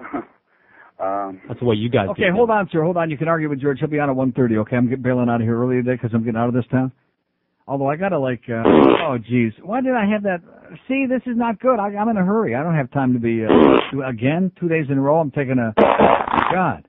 It's a waste of time. I've got important things to do. He hung up. I was going to put him on hold for you. I want to build you up a bunch of call here. WQAM. Is Brad Kramer available? Oh, that's the guy I went to school with, Brad Kramer, no doubt. Available for what? For you? I don't think so. You're not his type. He might whip you into shape, though. He's good with the whip. WQAM. Uncle Neil. Yes, sir. That place that they're at there, Toys R Us, that's across the street from the Ham and Eggery. That's what the guy just said. Oh, did he? Now, this guy's trying to... Oh, no, the Egg and You is the one in Fort Lauderdale. No, the Ham and Eggery, which George was right about that. That's the one right next to a Krispy Kreme. Yeah. It's not across the street from it. It's right next to it. It's on the same side. It's on the north side of the street. Right. Krispy Kreme's right next door. Yeah. Right. East of it. Yeah. And across the street where they're at. Right. I wish I could get down there. I used to live down there. They're over there by Toys B Us. We Be Toys. Right. Toys B Us. We Be Toys. Okay, buddy. Okay. Good luck to you. Yeah, they're not doing too much of a land office business over there by We Be Toys because We Be not listening to that station. Try to pick a place where there's some white people next time, okay, or maybe even some Cubans. WQBA. Hi, Neil. Yes, sir. I say we bring back Herman McBean. Yeah, there you go. April 26th, Monday the 26th, they're coming back. WQAM, hello. Neil. Yes, sir. Question. Yes. How come Hank Goldberg doesn't have any children? Call him up and ask him, okay? In fact, you might be surprised. He might be the Evander Holyfield of sportscasting. He might have kids in every port for all we know. Call him up and ask him. Spineless coward. WQAM. Me pica el culo. And by the way, I don't think hookers make babies anyway. Do they? Huh? I'm sure Hank would be proud to tell you. See, he's not over. He's like most of us Jews. We're not busy running around producing, making too many babies, okay? Especially Jews like me. I'm not making any babies. WQAM. Going once. Going twice. Their big chance at stardom. Stan Major's God. Oh, by the way, what happened with Caprito that we haven't heard from him? He's back in town. Have we heard from Captain Dave? No. Good. Let's keep it that way, okay? Hi, I'm Lips. Headline: You're listening to the most upright guy I know, George God. Oh, he's a little guy, kind of funny looking. First, there was Dangerous Liaison, the movie about power, sex, and seduction. Now, from Hollywood. Hi, I'm Mr. Hudson. Yoo-hoo. Boy meets boy. Hi, my name is Mark. I just wanted to say I love you. Boy loses boy. Oh, Mr. Hudson, please come back just for a minute. Maybe we can have a drink. Boy gets millions in lawsuit. I swear it, Judge, he never once told me. Never, ever, Mike Christian stars in a new movie bound to rock Hollywood. Dangerous Lesions. Say, is that a cold sore? Dangerous Lesions. Putting the worry back in being close. 1:30, 560 WQAM. It's the George killing another half hour while Neil goes to the airport again. This is getting to be a regular thing on the Friday, which works out for you because you get to plug your show to an audience that won't be listening at 6 a.m. on Saturday morning, but nevertheless, whatever, every little bit we can help Joe Castello. So I played the Dangerous Lesions. We'll talk to you about your show in a second here. Don't distract him. See, Joe's a part of this show here. Not like you guys on the Hank Show. Just kidding. Josh is in there. Clarence. We'd like to involve our producers on this show. But we're going to be talking about how Keanu Reeves sucks, how bad he sucks, and how he blows in a second. I want two kinds of calls. I want somebody that will call and ruin Matrix for the entire audience, which is something that we normally don't like to do on talk shows, is ruin movies for people. But in Keanu Reeves' case, Keanu Reeves, David Spade, and Robert Downey Jr., any movies that those are in, I eagerly invite people to call up and ruin the ending of the movie so that no one will go and see those people. Here are some people that I want to see at gas stations pumping gas who have no business up on the screen. So we're going to talk about how Keanu Reeves blows and what he's doing up there, ruining movies. Perfectly good movies, perfectly good special effects budgets like The Matrix And I'll get into the story in a second. So I want people to ruin the Matrix, and also I want some people to call up and tell me what I can go see this weekend with some friends and the wife, because I haven't been looking at the paper. I mean, I guess I could go out and buy one, but I don't know what's good. And I hate going to the movies, because it costs so much goddamn money, and everything sucks lately. When was the last time you went to a movie, the theater I mean, and really felt that you got your money's worth? I mean, the last time was Return of the Jedi, the new Return of the Jedi, and again, because it was the movie experience, number one, it was a shoe-in. It was a movie that I knew I was going to like because I'd only seen it 20 times, and we had the theater all to ourselves, and it was nice, and it's California Club, THX, very nice, but, God, I can't stop coughing. I can't remember the last time I actually spent some bucks. I just ate one. As a matter of fact, I really got to take some screaming crap after this because that has sorbitol in it. I'm clenching my butt cheeks even as we speak. So Keanu Reeves sucks. Ruin the Matrix. Tell me what we can go see this weekend. The wife suggested maybe Jawbreaker, the big poster that's in there. You're groaning. Have you seen it? Have you heard anything about it? I heard it was stupid. You heard it was stupid, right? I've heard that's more than I've heard about it. A lot of hot chicks. What's her name? Does Rebecca Gayheart get naked? Gorgeous. Okay, that's the question. She doesn't. No way. All right, she never has, so she probably won't. So I want answers to that question. But first of all, some real old business for the cracker that called about there's no Cubans in North Carolina. You're wrong. And by the way, and even my relatives, the first group of relatives of mine to come over here settled in Winston-Salem, North Carolina, by the way. Have a very nice house there. If you want to know where you can go to get away from the Cubans, sir, China. I suggest China. That's where you can go to get away from the Cubans, my redneck friend. There are no cafeterias. No, they're not up there doing business. They're up there retiring, and they have summer homes like I do. So if you don't want to believe it, too goddamn bad. But little by little, the Cuban creeping in everywhere. So, he might call back. But I hope not, because I want to talk about Keanu and how he sucks. There is proof.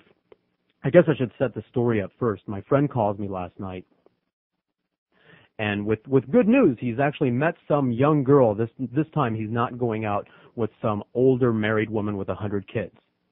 For once in his freaking life, he's going out with someone who I think is relatively close to his age and wants her to meet us, his friends. Hey, you want to go see a movie? Blah blah blah. Sounds great. What do you want to go see? And he says that she suggested The Matrix, and immediately all of my muscles tensed and I got aching pains in all my joints because of The Matrix. Because talk about, again, a waste of a really good special effects budget. The previews, the trailer that we're all seeing looks pretty snazzy. I've heard that it's a great movie. Well, all right, but see, I can't. The last time that I sat through, and they fooled me with Johnny Mnemonic, there again, love the genre, like all the science fiction, I'll go see a science fiction movie, just on the off chance that it might be good, there might be some special effects there. And thank God I didn't spend my money to go see that in the theater. I saw it for free on cable. But once again, you can't enjoy a movie if Keanu is walking around in it trying to act like Ted. That was the only thing that he was good in, because he is Ted. He was Ted, right, of Bill and Ted? That was him. That's how he got started. They wanted a couple of surfer dudes. One was an actor, and the other one they obviously found on the street or in a gay club or something like that, or just, too cheap to own a surfboard. So he's probably a surfer wannabe sitting on the beach in his Bermuda shorts going, that was the only thing that he could play accurately, because that's him. And that's all he is in every movie that he's ever been in. Like Dangerous Liaisons. You never saw that because you don't see any movies. But that was the movie. They made two movies with practically the same script. It was the exact same story, both period pieces, both the identical script, different cast, and different directors. One, a stinking turd, Dangerous Liaisons, with Glenn Close as the Janus Provocatoris, weaver of romantic webs woman, and John Malkovich as the lady-killing guy. John Malkovich as a lady killer. Are you buying that? I mean, he's a great actor, but as a lady killer, as some romantic lead, I don't think so. And Keanu as the young innocent guy who's getting caught up in the web, and Michelle Pfeiffer and Uma Thurman. Uma Thurman was supposed to be playing an innocent virginal type. Now Uma is cute, we all agree, but an innocent virgin type that was raised in a convent, I don't think so there. And then we have Valmont, same movie, same script practically, totally different cast with Annette Bening as the weaver of the romantic webs. That's believable. That, you know, the pulling all of the male strings.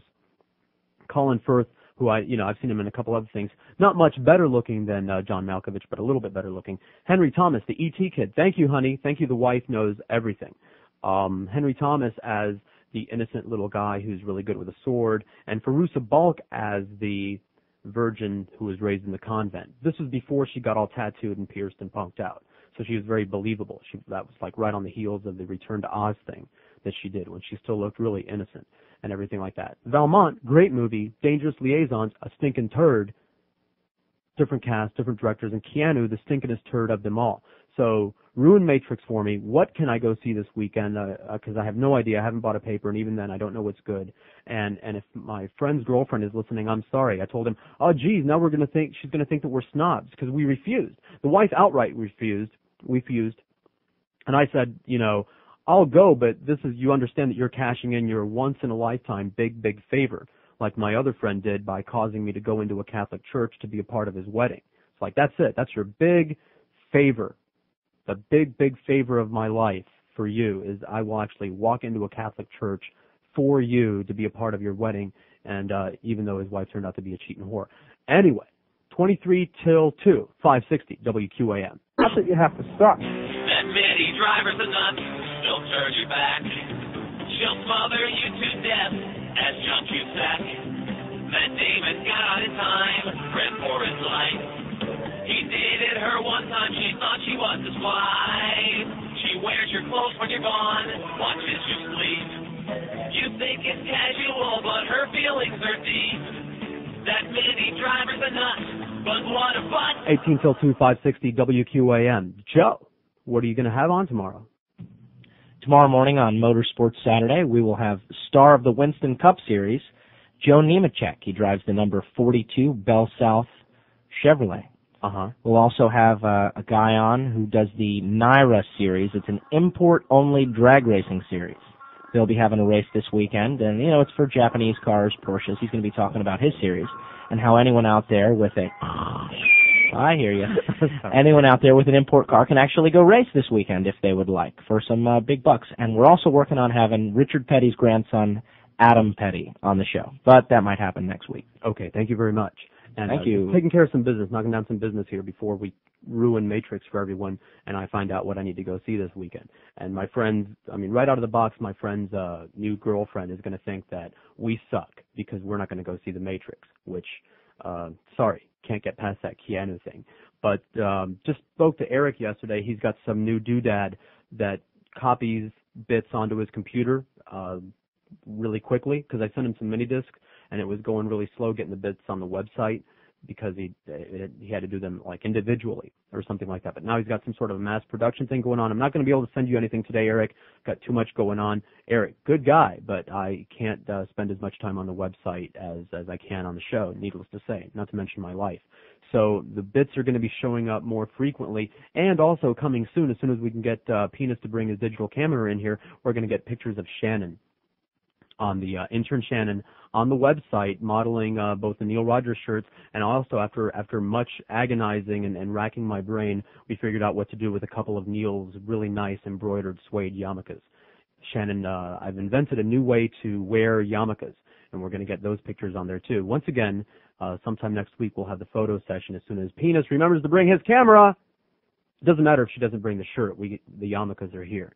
So this is, I want to plug the website, neilrogers.com, because Eric has always been out of shape that the old man doesn't plug it enough because, of course, out of sight, out of mind, and how often does he go to that thing, which, not often, I can guarantee you. 16 till 2, 560 WQAM.